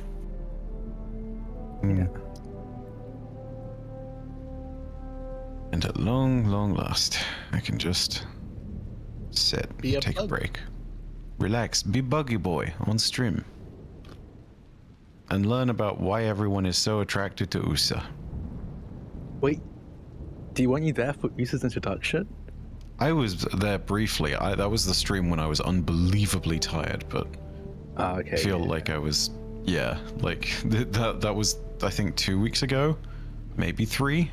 The last time we were live, yeah. Yeah, when God, my whole world at that point was a blur. When I wasn't on stream with you guys, I was just sitting there on Premiere, and I was like, oh, what the hell do I edit next? Okay. No, RoBear just gave us a happy Pride. Yeah. Happy Pride. Nice. My gift to you. Now everyone gets to witness that we were not joking about Loluphia and Kallisto being very much a... Yeah. We see we stayed up all night talking about USA several times. Several times. The status of my co-working space right now, the coffee maker is broke, the espresso machine, and the ice machine is down for cleaning. There is no one in the common space. I would say there's maybe 20% of the office is full right now. no chewable ice, no coffee. I'm out of here. That is so fair. Damn. No. If they had to live like me and keep a jar of Nescafe down here because they started taking away the coffee pots because the coders would forget and leave them on overnight, and you come in and it smell like a burnt hair fart because the coffee is burning. Oh, God. I can't quite imagine that scent. Oh, you leave drip coffee and let it evaporate down till it scalds. It is awful. Not to mention, you don't want to burn the place down. Oh, okay, that's fair. Oh, yeah, okay. I guess that's a good I guess. I suppose. I mean, you know. Dude, I scared the shit out of myself last night on the intermission of Maristrand. One of the coders was up there in just pure darkness, like a cockroach when I came up in his motion lights. So this guy is working motionless enough to where the motion lights aren't picking him up. He's like, oh, sorry, I'm locked in. That's literally his words. Yes. It's legitimately fucking terrifying. Dude, the tism on that man. I'm building a bot right now. I can't leave. He was working on a chat bot. Oh man. I feel called out and yet seen at the same time. It's terrible. Side check, because I forgot. But I'm in the new D20 Deathmatch show, and of course I was the first one to roll in that one. It doesn't matter because I was also the first one to roll 2 nat 20s in an advantage roll. Yo. Oh, damn. Yeah. First episode as well. That's pretty impressive. So yeah, I've never gotten double nat 20s. I've gotten double nat 1s. Shoot, that's how I died in Canterbreakers. That's not true. You double 20'd in Meteorian Core inside of the lava chamber. No, I didn't. I had my action search. I went through my turns. I lost one of them. So I had my first one, had my second one, lost the third one, recovered myself, and then got another one, and then one got a number that didn't hit, and then Bife gave me a luck, and I luckied, and it was you're lucky. Yeah. So I got 4 in one turn. Itty bitty critty committee. I never thought I'd get that lucky. Fucking roller coaster of emotion that episode was. Good God. Horrendous. Legitimately, if it had ended there, it would have been so sad knowing what happens like immediately after that. That's like the episodes after that are where the epic shit starts, really. Yeah. You know? For real. Go back, watch it. Meteor and Core. It's a banger. And we'd never have had I'm 26, doing it right 27, which to this day is still my favorite pair of episodes in the whole series. It felt like the whole team came together. It's great. It's so good. If you want painful episodes, 40, 45. Oh. I know these things. Yeah. We're on episode 47. We haven't got anything. Everything's been nice. Actually, painful. Right? I don't know what it is, but Meteorian Core feels like we went through 10 different stories in that small amount of time. This one is much slower. It's I think so much more chill though, and I'm okay with a lot more that. homely. We're not traveling a lot. A significant degree of more situational RP in Stormforge than there is in almost any other show that I do. Because y'all are really good at making chicken salad out of chicken shit, so. Thank you. Thank you. Yeah. We can give you whatever scene we want inside of Stormforge so we can paint a picture and be there for 3 hours. It's a huge compliment. That is true. Yeah. Just done in a really weird southern colloquial way. Don't worry. I got you. I've never heard that one. I got more where that came from. What is your favorite idiom? Like your southern saying, or do you have a favorite? I have a favorite. I do, but I can't say it. Compared to favorite. I can't say it. I can't. Is it that bad? My favorite has not is lost to time. My favorite's lost stuff out. No, I can't. I'll tell you guys later. Okay, that's so ominous. I'll tell you later. Like, what have I not heard? Mine's whenever people ask what time it is, and then my mom would always respond, half pats a rat's ass, quarter till his balls. She's like, Oh, I never heard quarter till his balls. yeah. My mom was a big That's rat's my ass. favorite thing. I say it now when they ask what time it is in my house. Damn. Pass it down. The It one still doesn't answer what time it is, but that's the answer you get. the one I have for my father all the time, and that me and my brother, whenever we'll just be like, when we can't solve something or can't do it, we both look at each other and go, well, that's just alls I know to do. Alls I know to do. Alls I know. Just alls I know to do. What the? No, that's not. My father got locked out of Facebook earlier this week, and I had to get him back in. And I got well, that's all I know how to do, Robbie. That's so cute. Oh, God. Don't know if it's quite an idiom, but like, yeah, it's the expression I think L brought up at one point after something happened. I can't remember exactly what, but the expression was "hurts like a butt cheek on a stick." That's funny because I have so my friend used to, I was never really like an outdoors person. I play sports. I like controlled outdoors. A lot. Oh, okay. I Okay. like the controlled outdoors. Like I'm good at like a football pitch, a rugby pitch. Like You don't want to go national park hiking with me today? Absolutely not. But my friend would like pressure. It wasn't pressure. I was very susceptible to anyone being like, "Hey, let's do this." And I'm like, "Friends, okay, I'll do it." So we went to the park. We went to like the like not national park, but it's called Central Park. It's like a pretty large park. It spans quite a few miles. And we went up there, and he was the kind of guy who would climb up trees, swing from branches. Like he was that kind of guy, and he tried to get me to do it. And after some light pressuring, I was like, "Fine, I'll do it." I remember I did one swing on the branch. The branch snapped underneath, immediately under my weight. I fell, and I did on a broken twig on the ground around my ass, and I have like a scar on my butt cheek from being impaled Christ, by Drak. a branch. So Ed is right. It does hurt like Like a butt cheek on a stick. Yeah, quite literally. Yeah. We always had to pick our switch. You didn't want to be told that. I think the only other one that I can think of at current is not exactly an idiom, because it's one of the first things my father-in-law ever said to me, which is a very simple thing of like going on a long explanation of like why he keeps his gun while his gun is out on the table when he's first meeting me at Thanksgiving, and then sits there, looks me dead in the eye, and says, "Because you know, there's only one reason that you own a gun." And I'm sitting there thinking to myself, it's hunting. It's hunting, right? He's from the south. He's gonna say hunting. He looks me dead in the eyes and says, "To kill." Like, oh fuck! Oh shit! Oh, this is bad. Oh no! I think that was a threat. That's not an idiom. That's a threat. Yeah. That's a threat. Yeah, that's just a threat.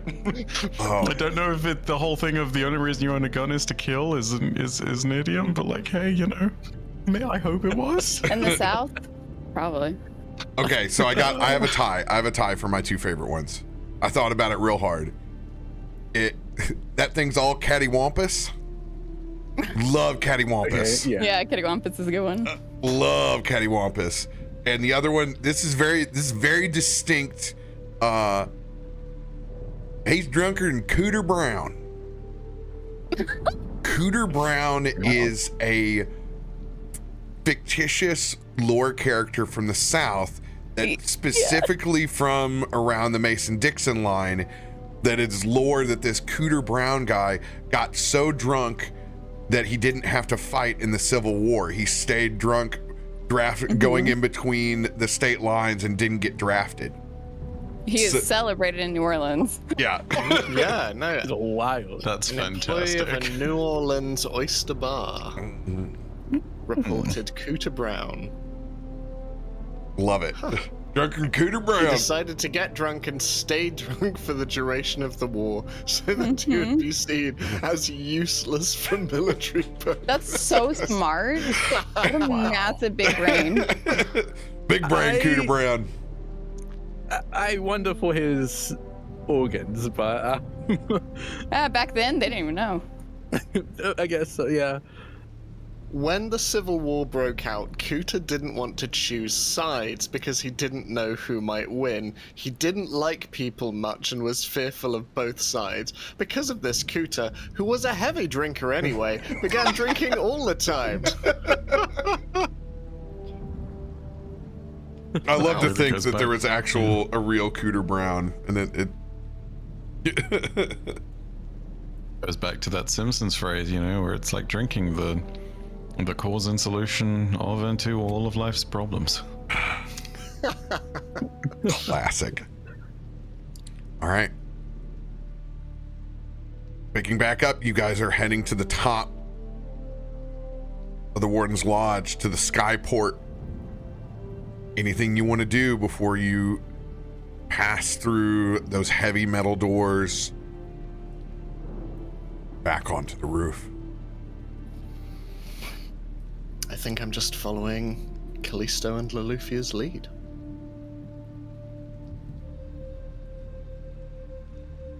Farouk will do the same. Still with his Kallisto poncho. got up there first.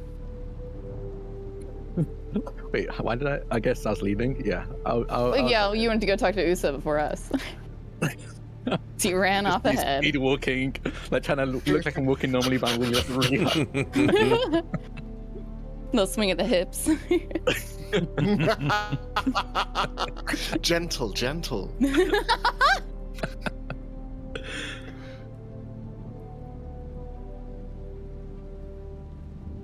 As you guys ascend, the first thing that you notice while you're up here, the crane is out and is actively moving and swinging back and forth wildly. And that's when you notice that it's Usa out there with one hand wrapped around the chain of that long crane. She is using it in swinging Tarzan mode to get up to these higher spots. And as she ascends and leaps off, you can see this massive distance, probably clearing 30 feet from the top of the crane, as she locks one of those immovable lightning rods in place. And then when she heads down, she actually like Titan thunder crashes into the platforms, and just you see this imminence of thunder and lightning energy that exerts, and she leaps off and places another. You can see the ceiling, or not the ceiling, but the outside of this looks almost like Hogwarts during Christmas time, and the candles that are floating, that's how many immovable lightning rods in the time. She's probably been doing this since you guys walked down the steps. Probably got right back up in the action. I've never been so jealous of a crane. I've never been there, man. I'm not listening. Same brain. Are you holding the plate of food? Yes, I am. Cover. Usa with Yes, thunder. it's definitely covered. Usa with Thunderhammer over her side just kind of like strolls up after crashing down. Doesn't even ask. She just reaches out on the plate that you have in front and just pulls whatever the largest piece is on that plate. Is it is the Canadian bacon? What is it? What's the largest protein? I think because it's for Usa, I think it's like a link of sausage. Oh yeah, just banger. Yeah. Just picks up two bangers at the same time. Sam, on my Christian D&D channel, The come one on. that you verbally hear, I am aghast, clutching my pearls. Oh, she just shreds that going on. sausage.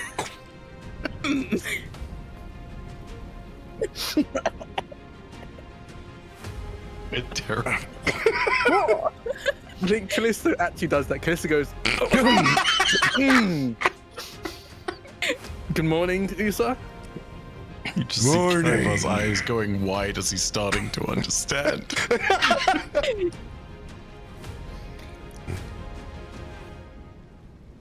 you You've all been long up enough to all get night, up I'm here? guessing? Yeah, no, sorry about that. We were just checking in on the former Grand Warden, I suppose. Thanks for the snack. No problem. There's plenty more where that came from, and if not, I can make some. What have you been working on? Goose is gonna look over at Loluphia, and she's gonna she's gonna raise a Dwayne Johnson rock high eyebrow and go, and a cook too. I can't respond. I think I need to. Sounds like I need to come over for dinner. Maybe stay for dessert.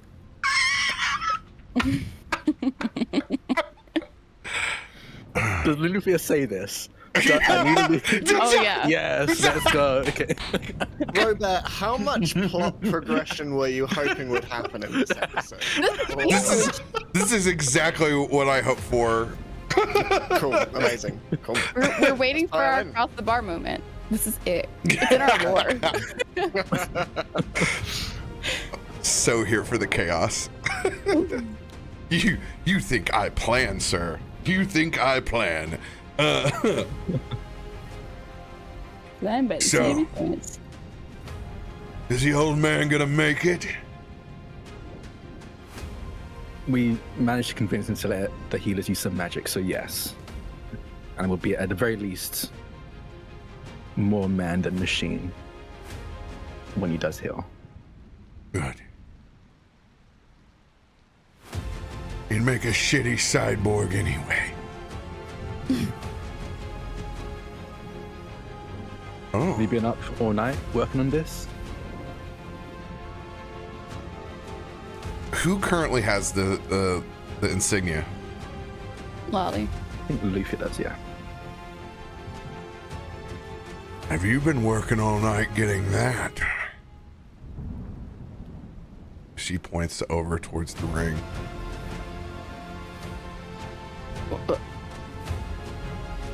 What?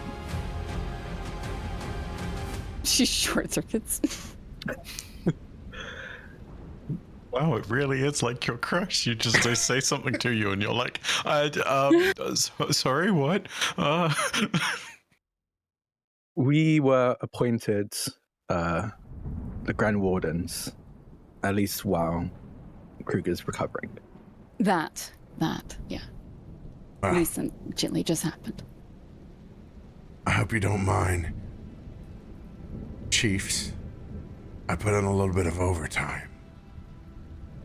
You can tell.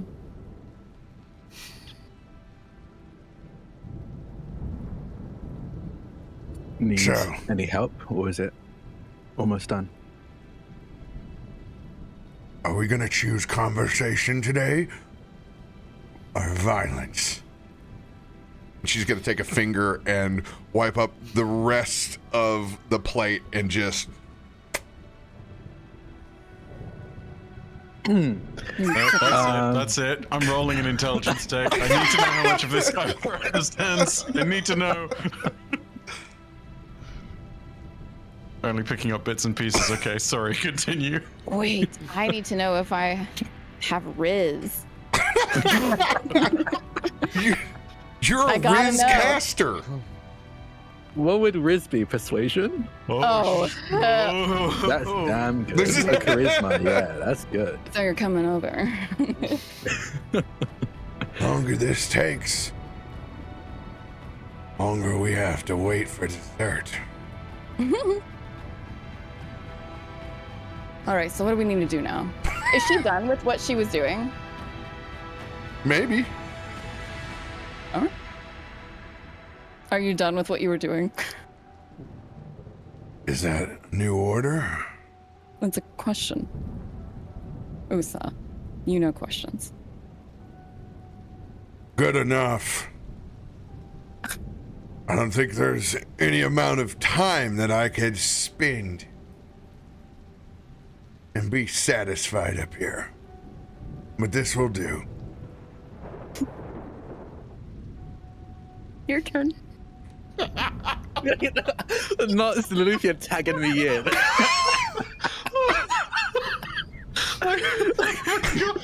Myshkin, Kaivar, and Farouk are just sort of sat there at the back, just like, shall we go? A goo. It's still been raining. Lovely weather we're having today, right? In the rain. Just completely fucking drenched. Sorry, I won't get a shadow ban.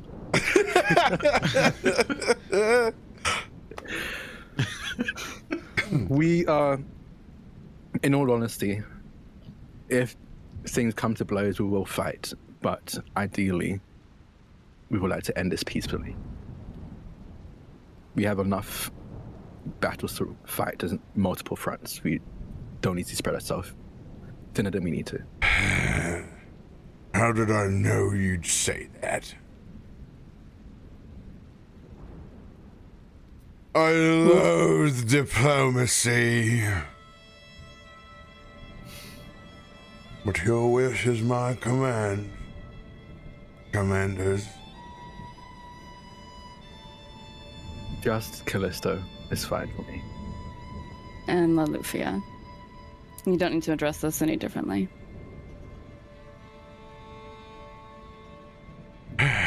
All right, KL. What? Kallisto, Loluphia. Did you just ship us? I'm a married man. So That ship has kind of already sailed. And she's not going to look at you in the face. She's going to look at the darkening storm that looms over. And I'm a unicorn.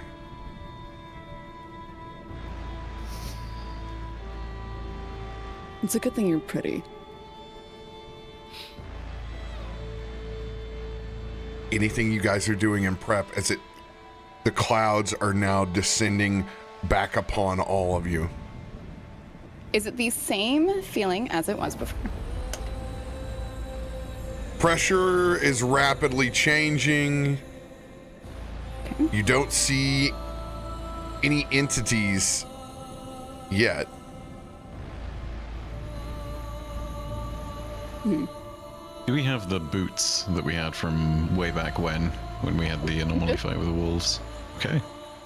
Oh We're yeah. just gonna tighten up his bootstraps, make sure those bad boys are secure, and assuming that the storm's arrival and whatever might come with it is imminent, Kaivar is going to sort of momentarily link hands with everybody, and awkwardly is going to kind of like reach out also to sort of make a gesture of some sort in Oosa's direction, so that she gets this too, and I will bless.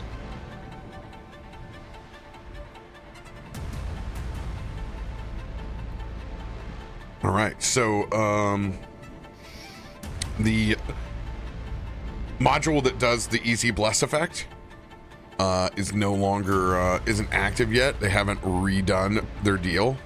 So whenever you guys make your attacks, that little bar that's up top that says, do you want to add anything to your roll? That's where you're going to put the +4. Nice. You get into the shit. I'm just gonna go ahead and give that a try now. Ah, I see. Okay. So you do like say this, and then do the roll. This is literally for. Oh my goodness. Okay. Oh my god. What were you rolling? What were you rolling? Well, That just to was- test it out. That was just to test it out, but yeah, it does work. I know, did but add the you can 1d4. claim it. Oh my god, it's a 20 and a 4 on the A default. God full, dang. fully like 37. maxed out. A fully thingy. God dang it. Okay. I don't ever let you guys lose 20s. So when it comes up to thematically what you were going to do with your next roll, we're going to honor that 20, all right? Okay, all right.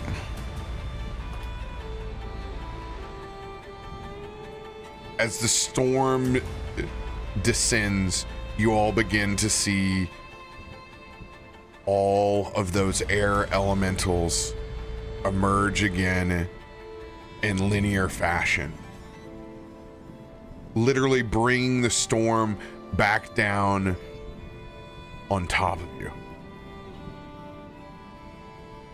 I want you guys to make a general perception check before it completely engulfs you of looking out at Stormforge proper. Can I use the nat 20 for the perception check? Yes, you may. All right, I will do that. That's a 9. Myshkin's still looking at Usa.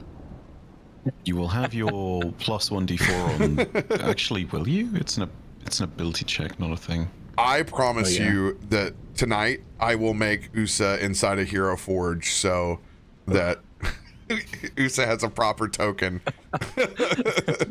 Oh yeah. Mm-hmm. With a Imagine natural Usa in this art style.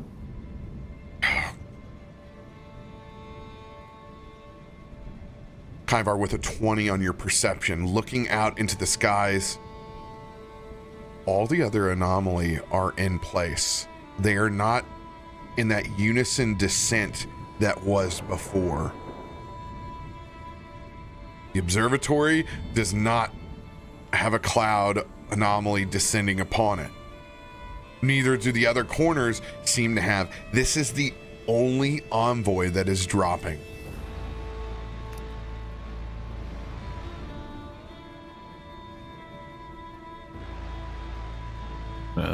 Psionically reach out and communicate that to everyone. Pondering for a second whether or not I've done that previously with Usa, and then just accepting this is not the time to think about that. This here, the only one. Be ready, yes?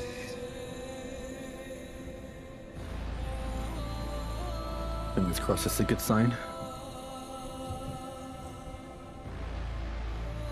You guys begin to see a whirlwind spin and open up as Gushan, the warband broker, the original djinn that you saw and bartered information with, appears.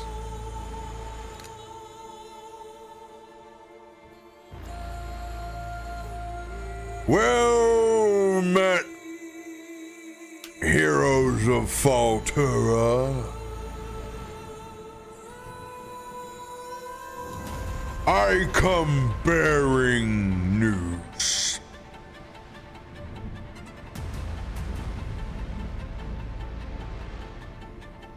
Your Welcome back. visions of the Undermountain, they are of no concern to the Prince of Elemental Evil in the sky? Let the earth be scorched, for the flames in the clouds can blot out everything else that lives on the land. This is not concern of a man of elements as such as Yancy Bin. I need everyone to make a wisdom saving throw. Remember, you have advantage. Oh boy.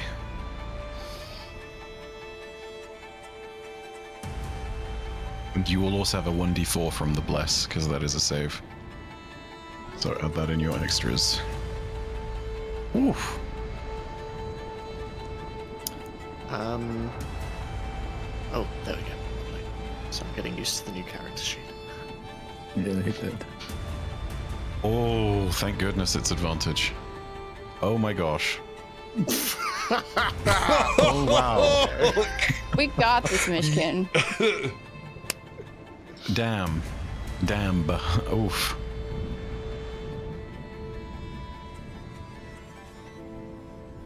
anyone using inspiration? We have inspiration. Yeah. I can't get very far with it.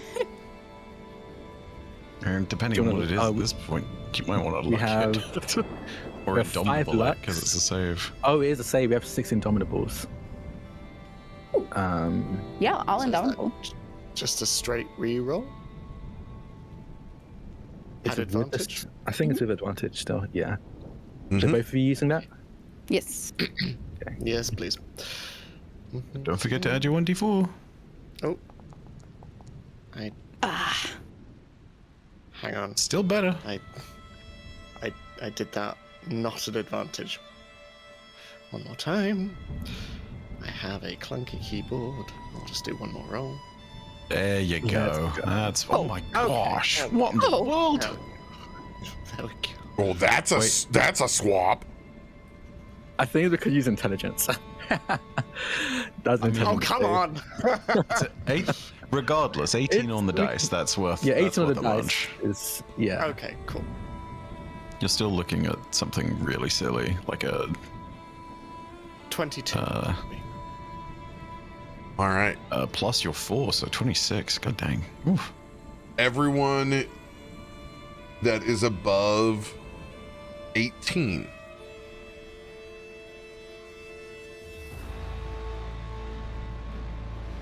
So this is everybody but Lolly? yes. I think so, yeah. Rub it in. Yeah. Well, good news for you. dear. You are bound with thoughts with Kallisto, so you will hear. Yes. As it's not a save of something attempting to take over your faculties. This is a save to receive a message willingly. Gushan is reaching out psychically to you at the same time that he's talking. Do you accept? I accept for Kallisto. Kallisto accepts, yes. I think Myshkin, having spoken to this individual before, will allow the gates of his mind to open. Do I sense that Myshkin next to me has allowed this in? I think you would probably feel a slight loosening around your hand. Hyvar will follow suit, but I don't know if there's a means by which I can be a bit more guarded with this, given that psionics are kind of in my wheelhouse, but yeah. Letting it in, but it's over the gates a little. That kind of meme. I don't know if anyone knows that. Yeah. You can protect yourself psychically when you receive this, 100%.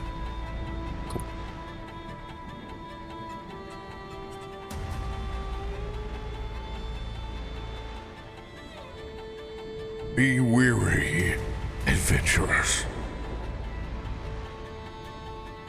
I come to you with my own terms. Because I do not possess the will of my own. They are here, and they are watching. I am as but captive as you are. Yansi Bin accepts no organs from deceivers. Inconsolable to listen to the visions that you've shown me, I wish to leave this plane, but I am bound. They are watching.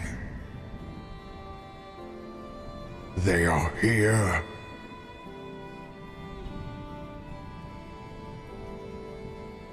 I think Gushan would just hear, who is they?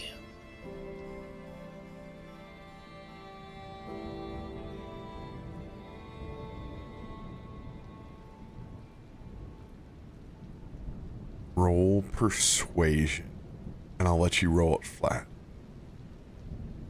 Okay. Am I still adding a D4 Absolutely. to that? Lovely.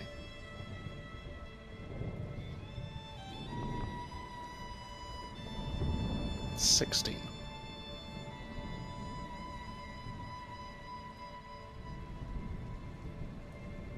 That your final answer? I've had this before. I'm gonna trust the dice.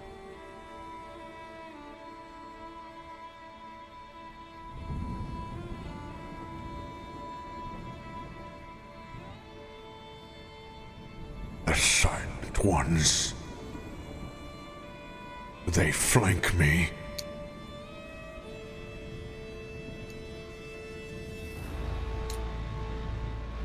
Listening to every word.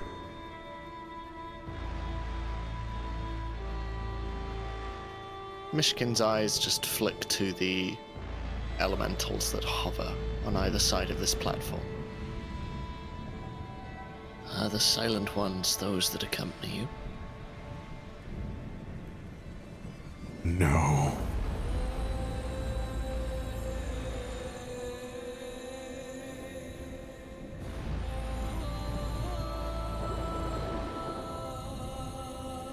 Outside of the psychic connection.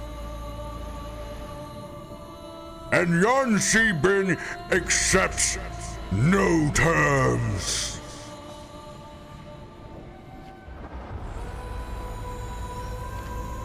This skyport is his now.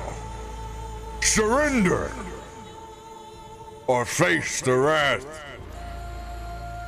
of the Prince of Elemental Evil Air. By the silent ones, do you mean the gear? No. The silent killers in the sky. I think Myshkin is going to cast his gaze upwards. Does he see anything? Does anyone have elements of augmented vision? Not sure if it quite counts here, but I have tremor sense. Tremor sense, you would not be able to detect what he speaks of. That it's 60 feet of dark vision. That's about it. I mean, I could see through strong winds and clouds. We have our spirit sight from the conversion, right? Lolly, yes. You can see through storms. Yes. Yeah.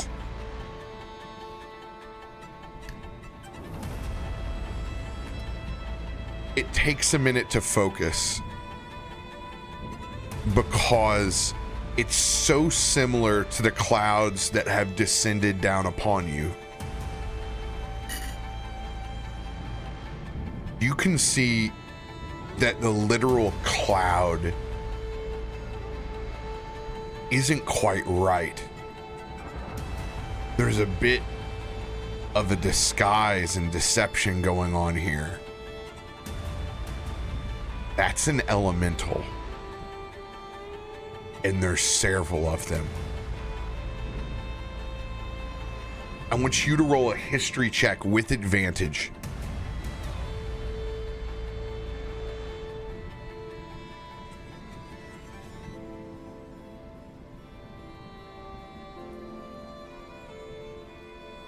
His history.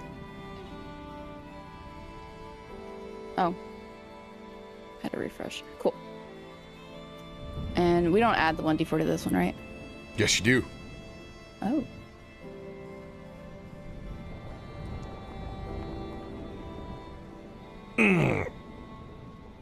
Yeah, I was on there for a second.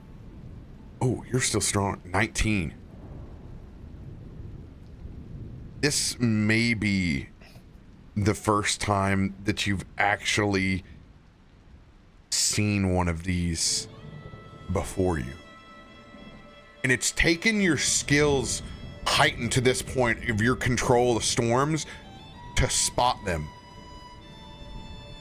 There are several invisible stalkers that consume the space around Gushan. These are terrifying elemental agents that act as hunters. They are extremely dangerous. Most never see them before they inflict all of their harm. Does it seem like they're around Gushan as a tag-along? Like they're... No, they definitely are making they sure that attack him? Gushan is... He looks like a captive. Okay, yeah, that's what I meant with the first thing. Okay. Interesting. And that's why he is communicating to us psychically? Yes.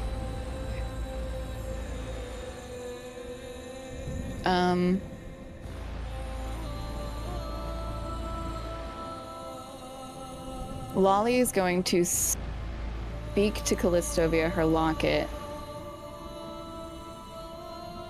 And with the psychic connection of everybody, could everybody hear her? Or I can tell Kallisto things to say to everybody.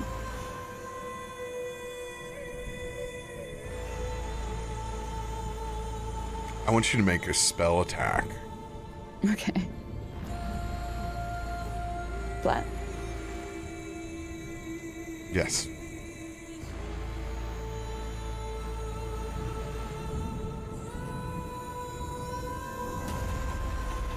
You should where also is get the the attack? 1d4, by the way. If you go to Spellbook, Yeah, and then I'm the there. very bottom left corner, you'll see like the plus. Oh, you can click on it. Okay, Yeah. gotcha.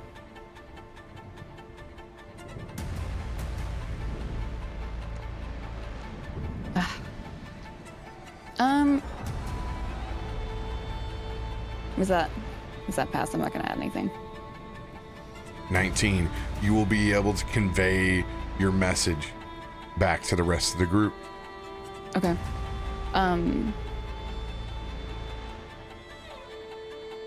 don't know if anybody else has been able to see, but there are lots of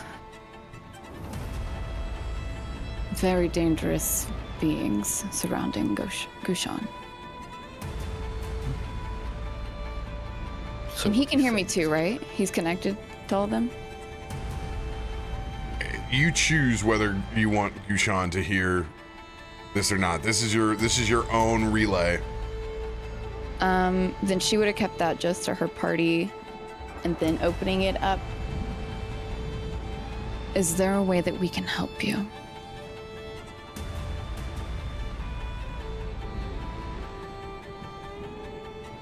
Gushan is going to stare back at you. She stares right at him. And he's going to make a performance.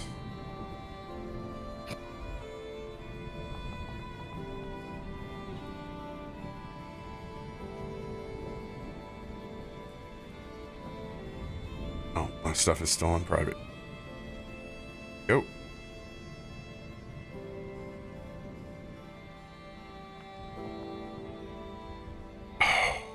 We both got 4s. Oh, This is not going to be good for him. Seems like an unforced Can we give him a luck error. card? Oh, no, you can't. No, you can't.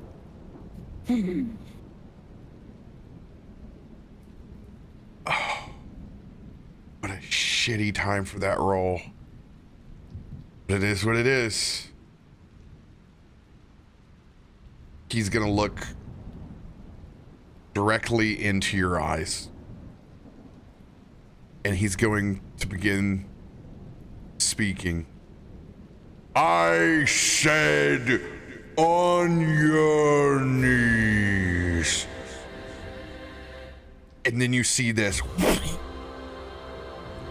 Blood explodes from a wound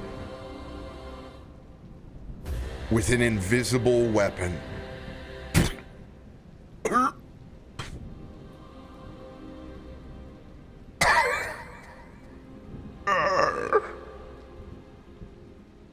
They're everywhere.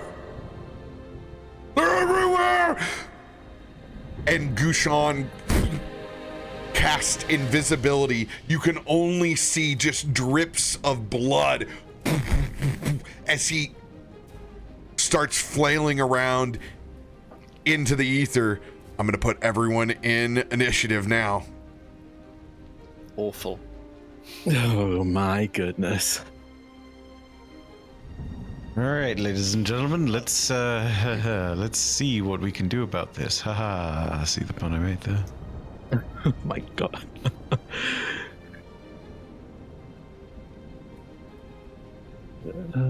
Okay, I don't have anything fancy to add to my initiative. Ooh, damn, Myshkin, hell yeah.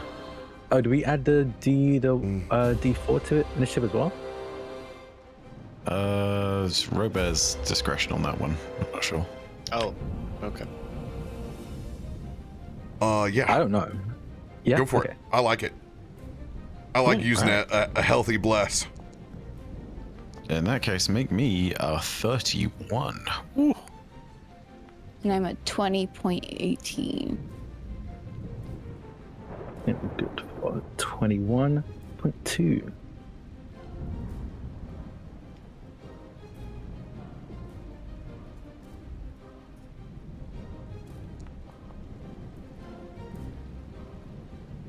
Ooh.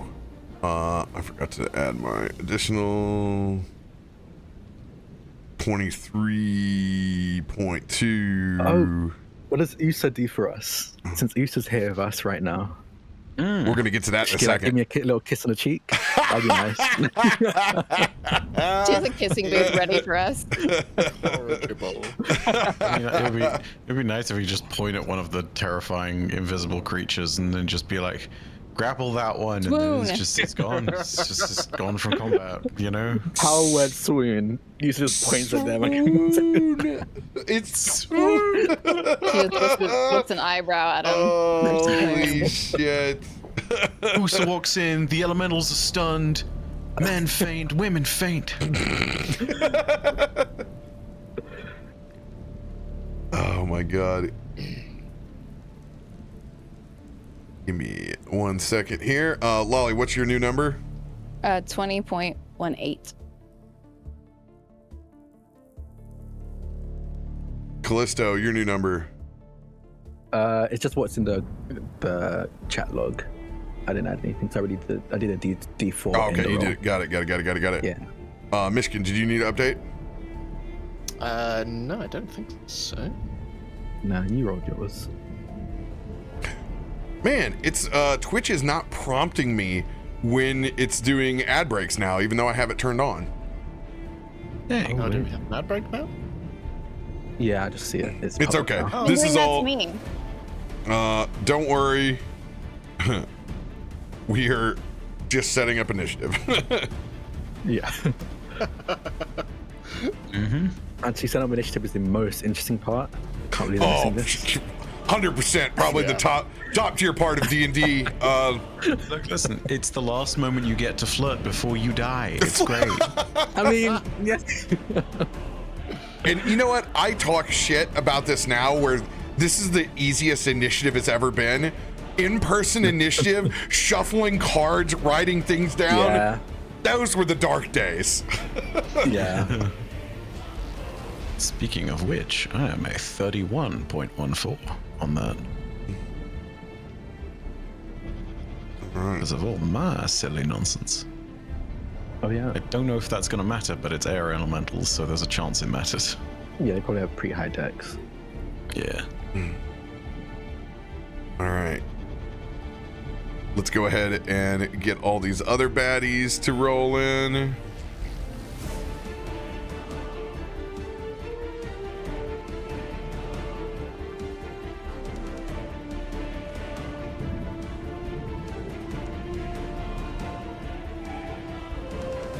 They're coming in all over the place. Oh, Kaivart? What? What? Yeah, I was gonna say, I was like, was I punished for mentioning that I added the thing? But that's okay. No, you were 31.4. It just took the 4. I see. Gotcha. Down the order you shall go. Return to the buggy earth from whence you came. Which is canonically not true because he's a spacey bug, but whatever. Oh, wow. That's wild. Okay, and then I have to do this. Oh no, you can see, Lolly can see the invisible stalkers, but no one else can. Oh boy. Biggie, your other left. Okay, wait, hold on. Okay. To be clear as well, Loluphia's pointed out that there are things we can't see in the clouds to us, correct? Yes. Gotcha. Yeah. We just don't know where the hell they are unless we somehow get a beat on them. Okay, With so RoBear, I'm going to With ask your a really lucky, cheeky yeah. question. With my nat 20 on the perception, can I see these buggers? Ooh. it wasn't the perception for them. It was before the storm dropped. Fair. All good. Damn. Worth a shot. I mean, you know. eh. But at least, so you have the alert feat, right? I do have alert, which means I can't be surprised in combat. And they, So if yeah, this- and they don't get advantage on you for not. You They not do being not get seen. advantage on me for me not seeing them. Yes, this is true. Thank you for reminding me, Drak, because oh my gosh, very this is literally the situation where That's literally the situation right now. Yeah. So realized that I had alert and I took it on the very first battle where I had alert. We got surprised and I didn't use it. I forgot. It was like 20 episodes ago. But let us know the next feat I'm gonna get if I survive to level up. Very strong.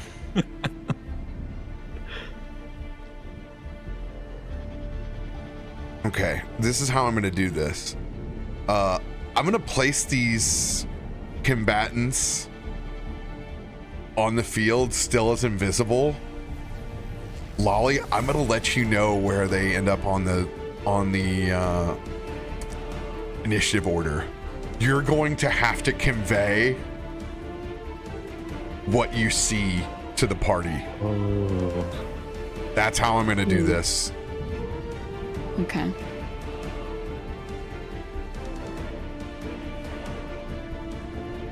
See, I'm glad we had a little break right here so I could try to find from my head from my ass how I was going to do this on a virtual tabletop.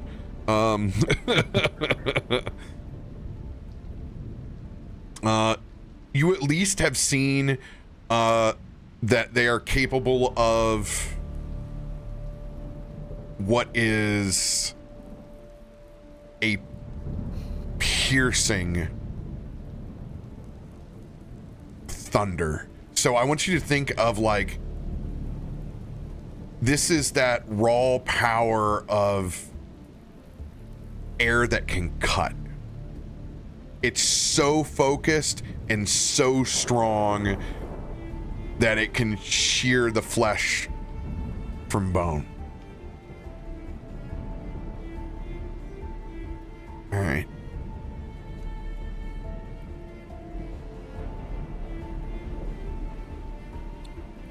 Do the boots we were given give us resisted lightning or thunder? Was it lightning? I think there's advantage on dexterity saves. Just the ability to hover, so you're able to fly inside the space of the anomalies. You don't have to risk falling. And that's why we had advantage, because of the hovering. There we go.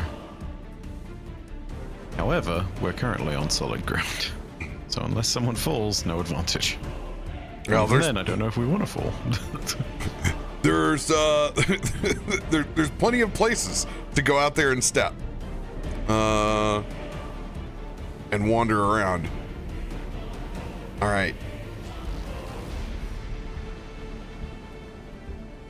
So for Usa's boon,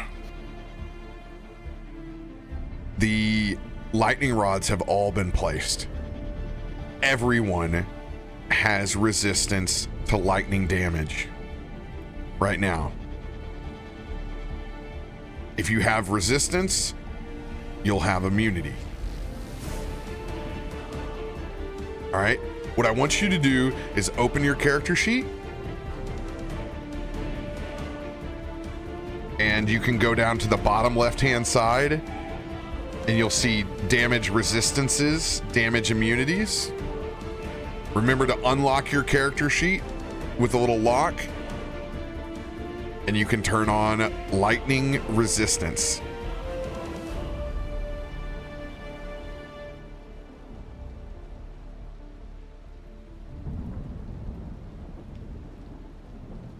Anybody have any trouble with that? Ah, all good on my side. How do you edit? Sorry, I'm clicking. You need to unlock it if you locked your character sheet. So I've unlocked it. There should be a little pencil then right next to it. Is the lock green or red right now? It's green. Then You've it's locked it. You have to unlock it. You have to click it. So It's the red. inverse. It should be the other way around. They have the Right, colors okay. reversed. Yeah. There we go. Lovely. Cool. Bro. All right. Bro. Done. Goose is going to look back at the rest of you. It's about time we chose violence. And she's going to clink both of her warhammers together. And this sonic echo is just going to spread. And you feel emboldened. And you look on the outside of you. You're shimmering with this thunder shield. You guys have a temporary effect that renews at the top of each round, where you're able to absorb damage through her thunder shield. You will roll a 1d12 and you will be able to subtract that from damage that you receive. However, after that 1d12 is out, you don't have it until it renews at the top of the round.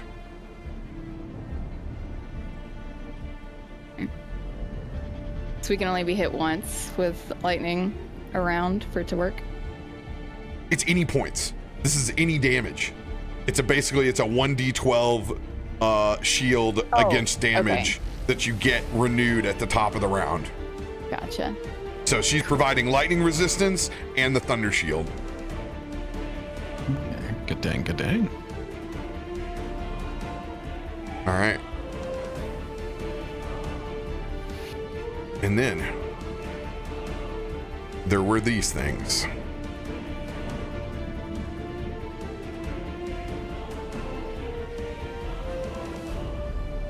I'm going to place them and quickly make them invisible. Let's see if I can pull this off. Not looking. I'm placing my It's anything like Vecna or Eva Ruin. Can't wait for you to reveal it on accident.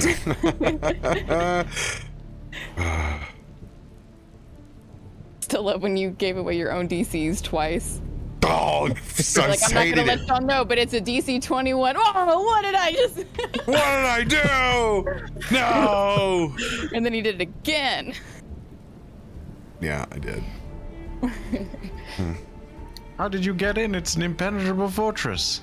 I knocked and the door was open. Fuck.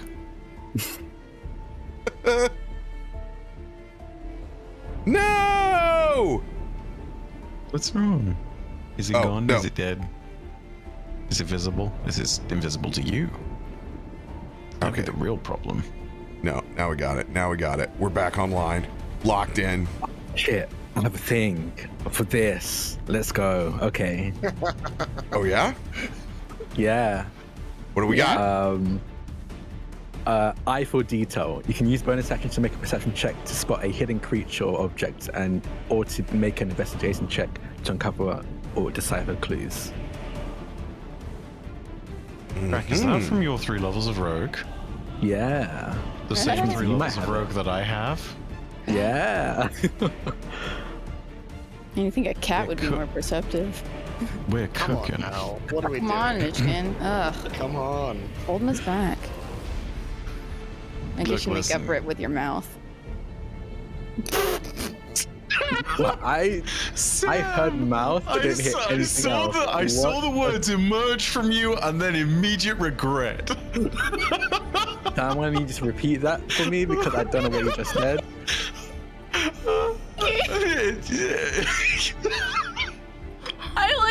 I tried to stop it as it happened. No, you didn't. No, Sam. Oh my god. Awful. I'm gonna canonically blame Usa for all this. What did they say? I missed it. I want to see. Oh how my god, seriously? You terrible- missed this? I was zoned out. I was too excited about being able to possibly No, see. you were this. zoned I'm in. not- You were like, I I'm can not- see the Matrix. We were talking about Malvern. It was all, you know. It's fine. I'm not even Nowadays- saying it. You catch that on the replay track. We all know. Go find this moment in the VOD. Okay, important question. Yep. Yes. Kyvard, did you roll a natural 20? On my initiative or Yes, on my your initiative. I don't believe I rolled a nat 20 on my initiative. Okay, no. you just rolled It's high. So very high. okay, so you don't. me- We don't have to have the conversation about where you want to be inside the initiative order. Let me double check that just to be absolutely sure for you, but I'm pretty sure I didn't. God damn it. 19 on the dice, not a 20. But that's about as high as I get without a 20, so you know. All right, before I send Sam critical information, go ahead and make that check, Kallisto. Oh, okay.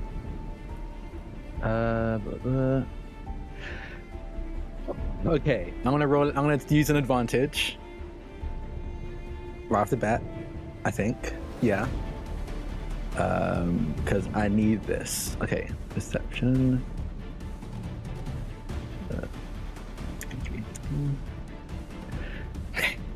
Okay, hey, I can do this. You I can. only have advantage on. Okay, cool. You got the power of Lolly and anime on your side.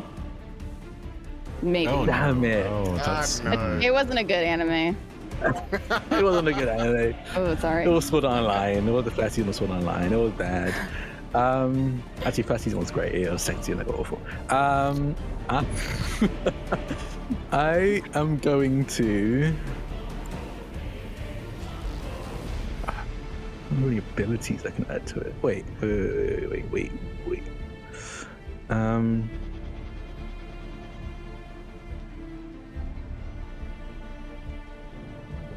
My other thing.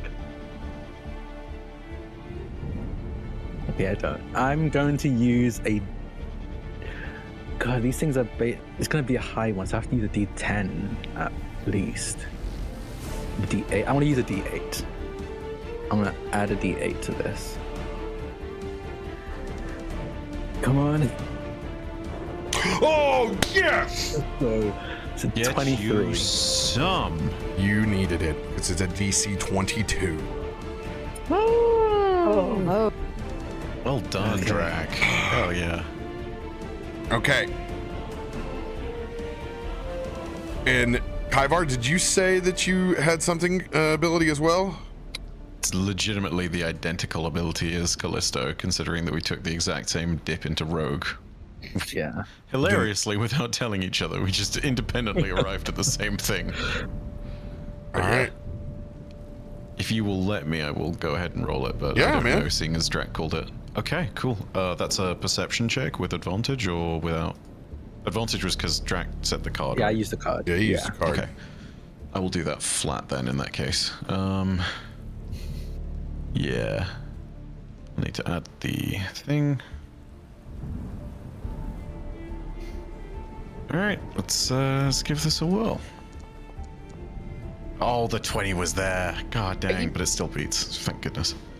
Oh my god. Okay. Now that we have a majority that's on the board, it's going to be up to me and Myshkin to just have to RP back and forth to try and see these things. Why are they shooting spells in thin air? I Why? think Come I to think think you of it, that air see- looks pretty thick. Oh, shit. Pretty thick. I think you see Kallisto kind of, especially after Loluphia points out, well, not physically points them out, but lets us know that these invisible creatures around.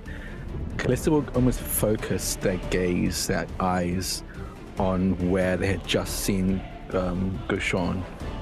And I think you'll see their eyes, their purple eyes start to glow a little bit, and you'd actually think it seems very similar to the way Farouk's eyes glows when they use their cinder eyes, but purple, a deep, deep purple. And you see them focused in on something as they finally able to see these stalkers that committed, as far as he's aware, murder right in front of him. All right. One rolled a natural 20. The other two are surrounded right around Kaivar.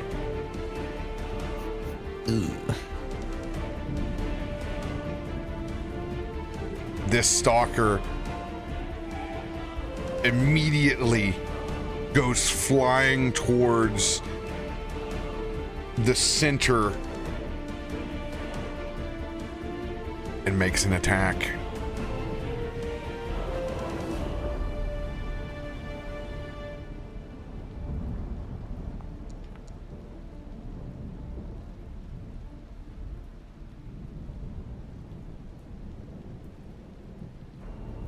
$31 to hit.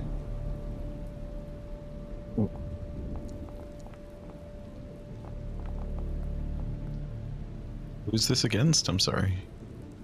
You guys see another blood splatter as Gushon is hit again.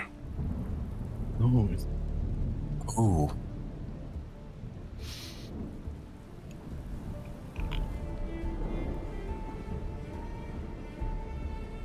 We're gonna do this attack twice. From that first hit.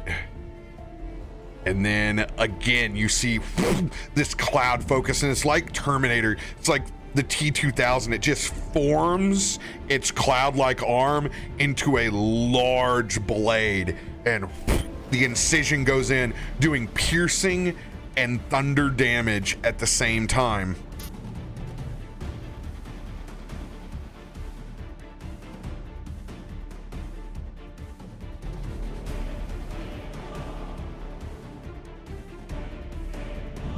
.22 will hit.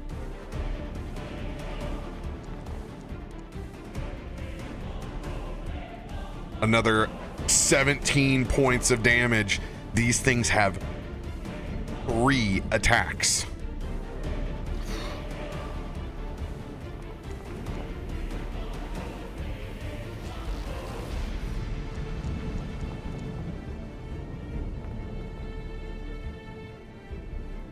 Another 21 points on Gushon.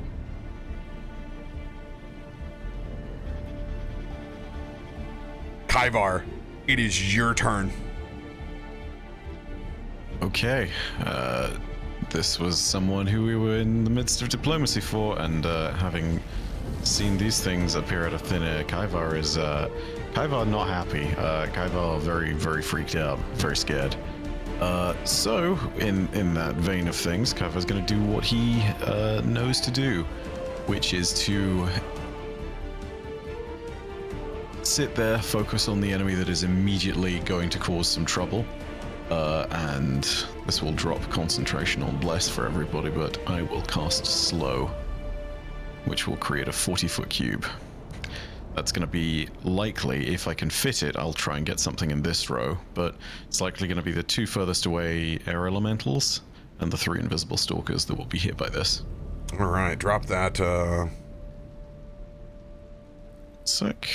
Here is the zone. Yeah, I will not be able to get any air elementals except for the 2 at the very back here, but the zone is there. And are you applying it to Gushon or not? I am not choosing at this moment to apply it to Gushon. All right.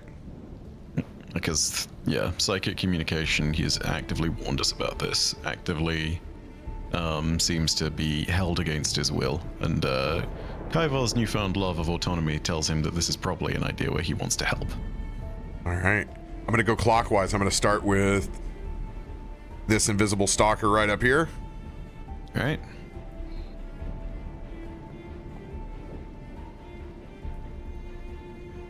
Failure.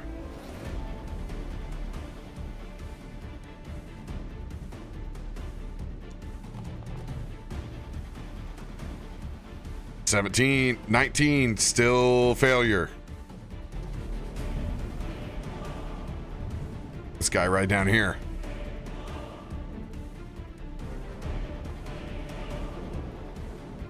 Failure.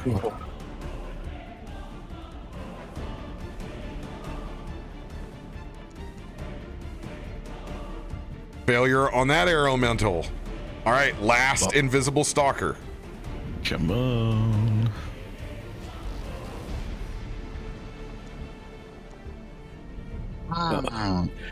Let's go. Sweet.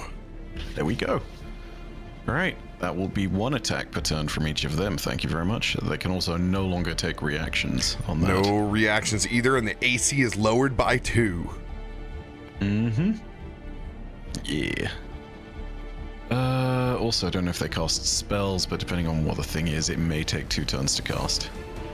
But yeah, we can get to each bit as it comes. Point being, all those guys are debuffed. I am going to take, 5 foot diagonally behind Myshkin and then move myself over to behind,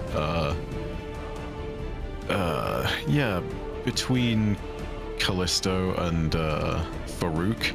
And you're gonna see that the shield from way back when is out now. Kaivar is huddling behind his big old thing.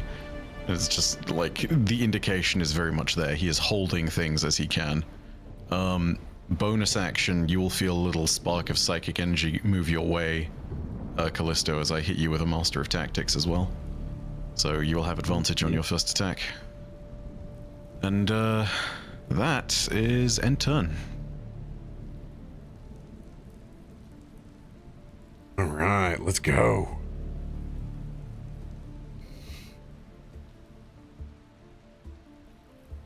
Invisible stalker right over here. No, it has directive. It is going to float up towards Gushan, and it will use its one attack.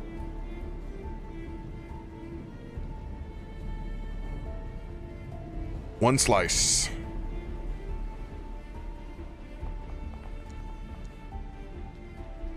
God damn. Oof.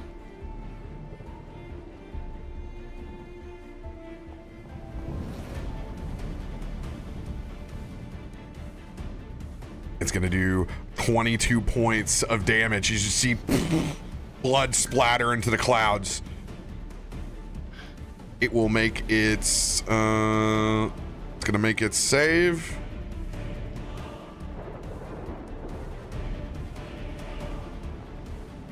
And that's a failure. Still slowed. Nice.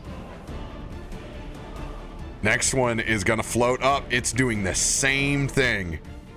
They are all targeting Gushan until he perishes.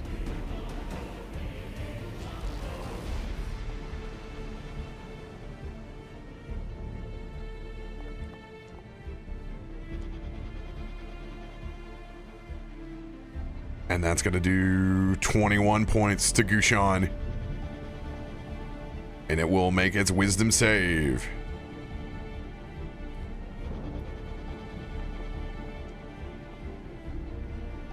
That's a failure. Let's go. They are almost like constructs. They are given a derivative and a focus, and they follow direction. Myshkin, your turn. Okay, so I think sensing the static in the air all around and looking to his left and just very briefly catching eyes with Loluphia and sensing the storm all around us. I think Myshkin is going to move. Where'd I go? No. What? Did you defeat Did you yourself? fall down? Oh, he's way back jumps off the here. balcony. Yeah. Myshkin runs away. Full scroll says, I'm out. A Peace. tornado came through and swept him. Usa looks back over at you. All out of cream. Not when you're around, anyway. All of it, baby. As Myshkin strafes to the right, and as he does so, you see him just brushing his green translucent hand across the railing of the balcony, and as it does so, almost like static emanating off metal in the heat, you just see sparks just as he just runs forward, and as it does so, crystallizing in this beautiful sort of greeny blue sort of electricity around his fingers, he just brings it up, and as he does so, you can see this globe, this sphere forming in his hands as he just brings it round, and he is just going to cast lightning bolt in a straight line, and he's going to do so, why not, at 5th level against the creatures ahead of him. Now, I don't think I can adjust this, but I think you can, RoBear. Oh yeah, you can. You just have to hold shift and mouse wheel. Lovely. So they all need to make a DC 20 dexterity saving throw as lightning just crackles through the clouds in the sky in front of Myshkin. I'm going top to bottom. As a quick note, I don't know if it matters whether it's rules as written or not. If the Stalker gets hit, and the very top air elemental for sure, they have a -2 to theirs for being slowed. Don't know if that's rules as written or if you do it as disadvantage instead, but it's there. So it's a little bit easier for this to hit. Ooh, that one less. Nice. All right, that will avoid resistances and take maximum damage. Okay. So let And me just roll. then the very last one, they're gonna fail as well. Now we'll do the invisible stalker all the way up top.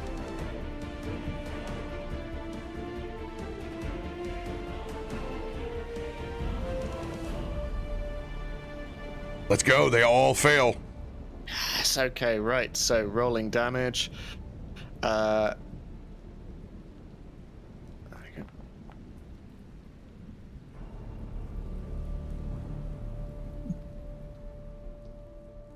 All right. 30 points on that lightning bolt. Let's see here. What's your maximum? 10d6 would be 60, I think. Yes, it would be.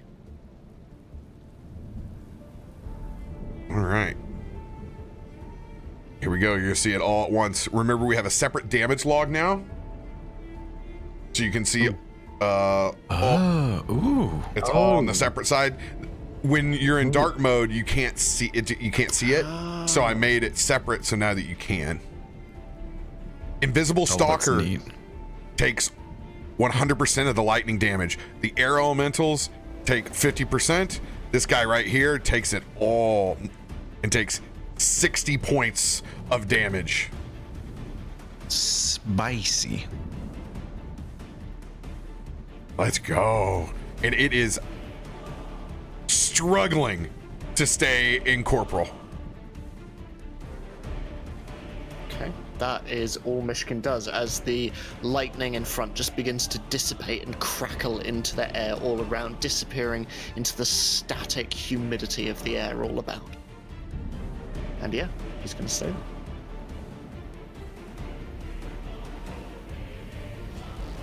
Oh, that's the thought of a bloody air elemental I'm loving right now.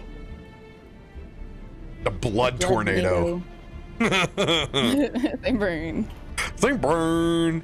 Yeah, this air elemental is going to float and go straight over here. What'd I do?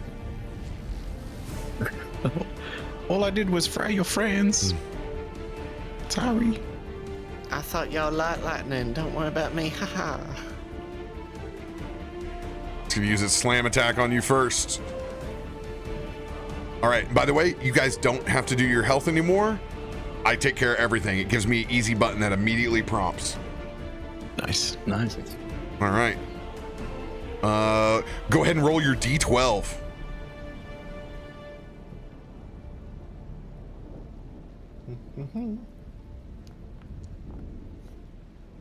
Oh, that 12!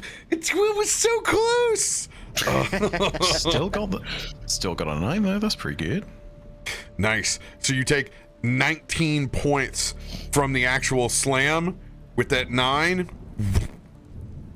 you get 9 points back, and your shield is off. It like fills up my character image. With Yeah, a with a little little red. Ooh, that's cool.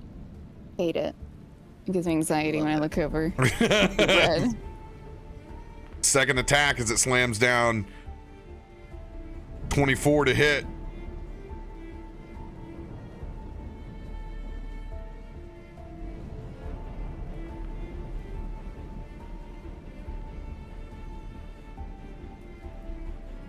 All right. 13 points of damage applied. End of their turn. Farouk's gonna look back at Kaivar. Don't worry. I'll recast the blessings on the rest of the party. Yes. Farouk, do you see? No, yes? I don't see shit, Kaivar. That's why I'm blessing. No. Farouk is not shit. Is, cannot, Touches your arm really briefly and struggling to show the mental image of something. Looks to you probably just like it's more cloud, if through the image. I don't know. Son of a bitch. As he'll... See, is not knowing if it's successful or not. see, is no shit. See, no shit. No there. No shit there either. No. Lots of shit. And the one that he hit with lightning. What's that? Would Myshkin have seen the one that he hit with lightning? It's a good question, actually. Obviously not the other two, but if lightning hits, it would be visible. Maybe. I'll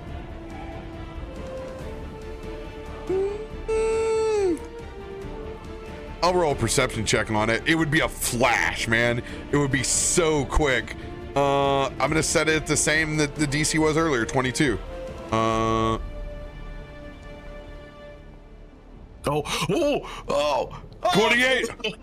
I see dead people. I see dead people. GG, well done. All right, everybody's got their 1d4 back. And Nice. Farouk's gonna stay where he's at. Next air elemental, it is coming around the bend for Kaivar. Do note, as one of the slowed ones, its speed is halved. So I don't know what's going on that front. But Ooh, maybe this one conditioning, is maybe one of the you're slowed ones, so it will baby step. Good memory. Yeah. Their flying speed is high though. Let's see here. 90. All right. 5,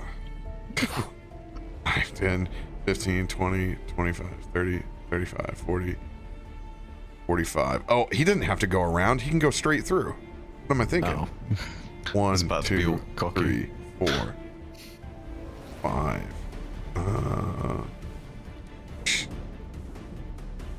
5, 10, 15, 20, 25, 30, 35, 40. Oh!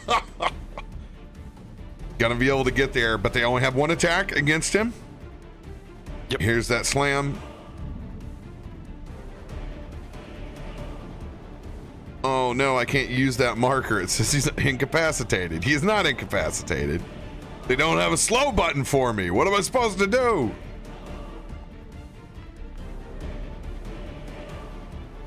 $21.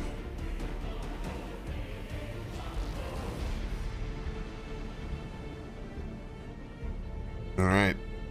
It's gonna do 19 points of damage to you, Myshkin. Okay. Kallisto, it is your turn, and looking down, you and Lolly send us out for this session. Hey, as I'm going to reach for my pistols at my side, and as I do, see the crackling of my arm, my left arm, as the thunder almost begin to segment, and in between the cracks, you can see again the magma begin to flow down his arm into the guns. As I use my bonus action, give the chromatic dragon to add 1d4 fire damage to my attacks. And then I am going to... I need to help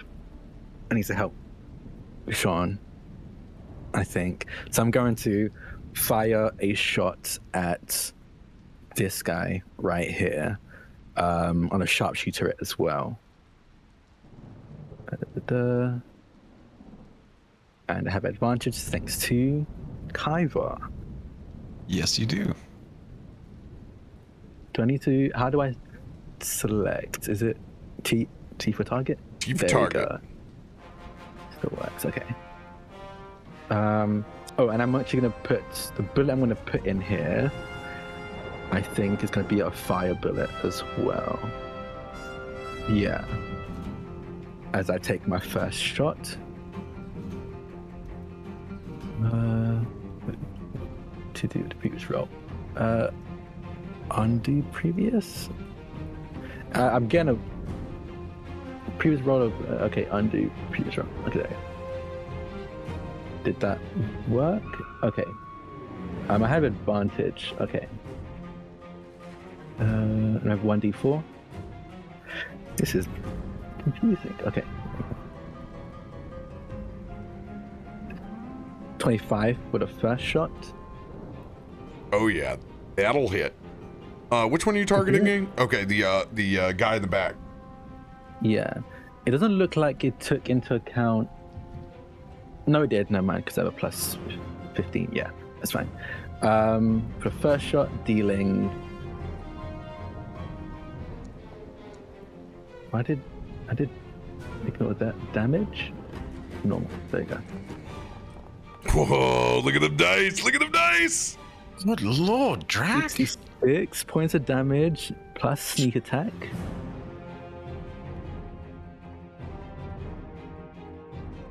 That roll? Okay, there you go. There you go, 7. So 73 points of damage for the first shot.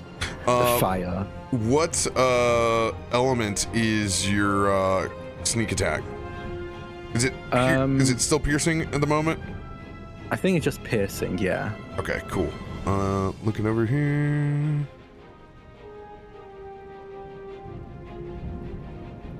All right. Got it. All right. Select this bad boy. That's wild. It takes 54 points from that shot out of the 66. And then out of the sneak attack, the 7 down there, it takes 3 points. And then with 57 my total other- points of damage. Perfect. With my other pistol, I actually don't know if we made it here. Do we make it? I don't think the pistol we made carried over the thunder. Was it Thunder Dragon? The one that we made out of the gland of the thunder, the Sky Dragons. Oh, the I don't think it carried upgraded over clan somewhere. pistol. Yeah. Yeah. The save is there, but I don't think the damage is there. I know see- his fire hurts them. What?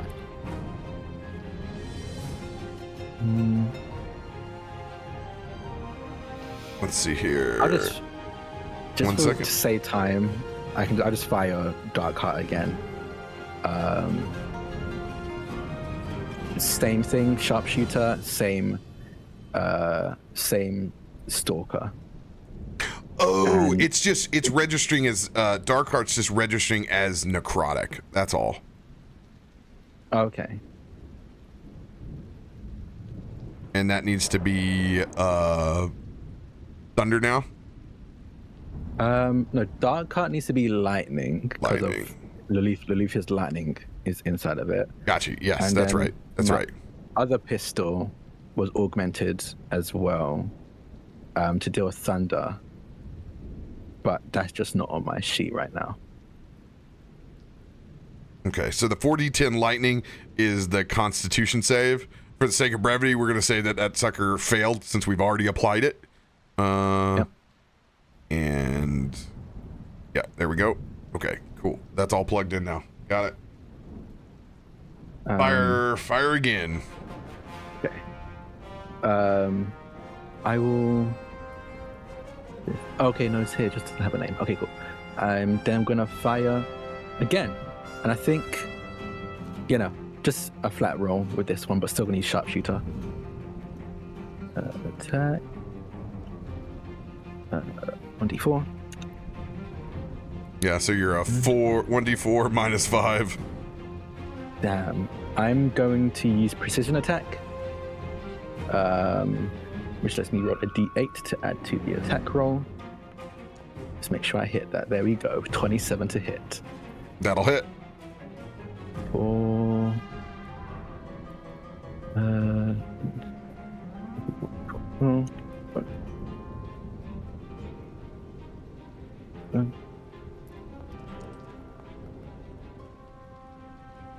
For 37 points of damage. All right. It takes 24 to the 37. And then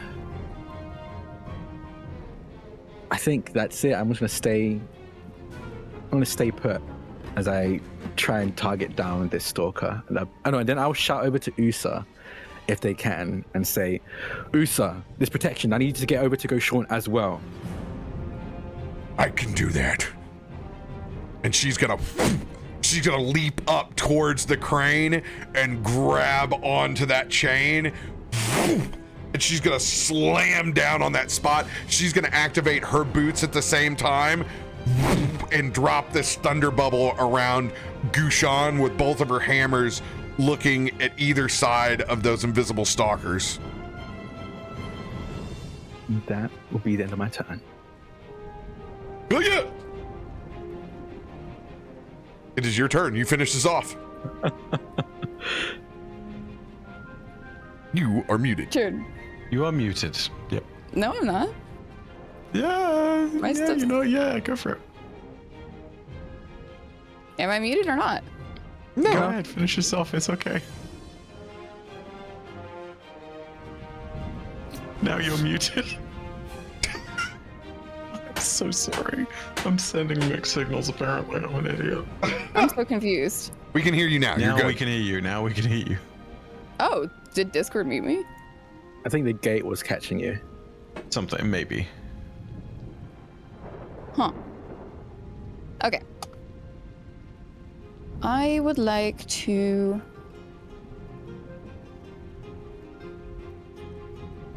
she's going to... Oops. Assuming that she wanted, or that Myshkin wanted her to somewhat follow suit, in regards to utilizing the lightning against these enemies. She will, but it'll be a little bit different. She's going to come to the same line and formulating this electricity, a much brighter blue contrasting against that green lightning. I would like to cast at the 4th level, Ride the Rifts. Ride the Rifts. When you start this spell, you gain 1 level of contamination. We don't play that. The stroke of electric lightning forming in a line 60 feet by 5 feet. Blasts out of you in the direction. Each creature in this time must make a dexterity saving throw or take the 10d6 lightning damage on a failed save or half as much as a successful one. You then teleport to an unoccupied space you can see within the line. Let's go. That's awesome. And as quickly as that would pop up, I would have her indeed move up here. Dude, that's so cool. That's a Drakenheim spell, I'm assuming. I believe so. Cool. Contamination, yeah. All right, they need to do their DC 18.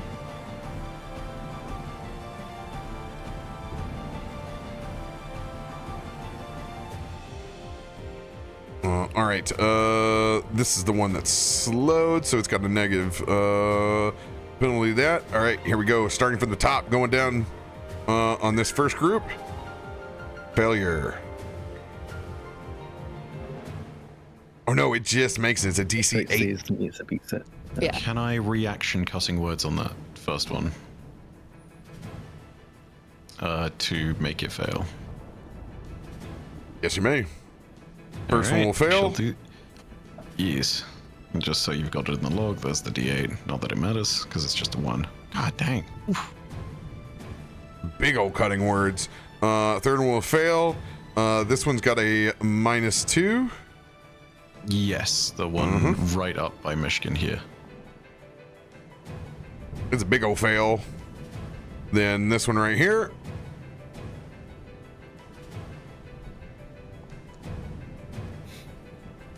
-22. It succeeds. So right now, these two have succeeded. All right. Go ahead and roll that damage. Could I actually, that last one, can I still rebarbs it? Yes, you may.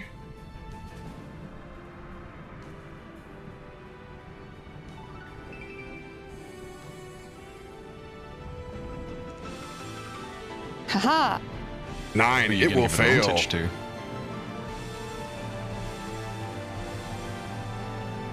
That's a good point. Who are you going to give that advantage to? So,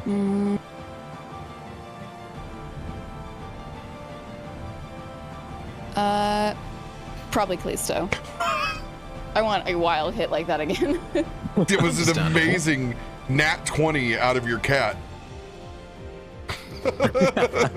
It's Myshkin. Love Jumping through that. the Just use me as a bridge. We love it. Go ahead and hit the damage. Did you get all 5 of them? I think just one of them survived. Yeah, only one of them saved. No, I know. Did they all 5 roll? I only heard Yeah. 4. Yeah, all 5 of them have rolled. Yeah. Thank you. Damage. Good roll. Good roll. Very nice. All right. Throw lightning to all of them, except for the one who saved. Here we go. It's going to do 24 points to all of these guys that failed and 12 points to the one that saved. Does the slowed one still get resistance? Slow does not change the resistance. All right. That is. Anything for your bonus action? You used your reaction. You used your action.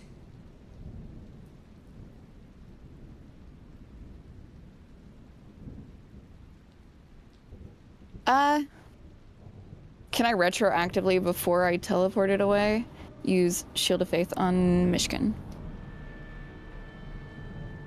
I think you've used up all your spells that you can bonus? cast. Oh, it's listed under bonus action for me. Yeah, but it's one. Yeah, It's, Shield of Faith is where you can bonus action spell, but you have to fire off a cantrip. Oh. Okay, then never mind. I don't have anything. In turn. All right. Thank you, though. You squishy. And that is where we will pick up in the initiative order next week. Let's go. Love you, everybody. Thanks for watching. We'll see you guys then. Take care.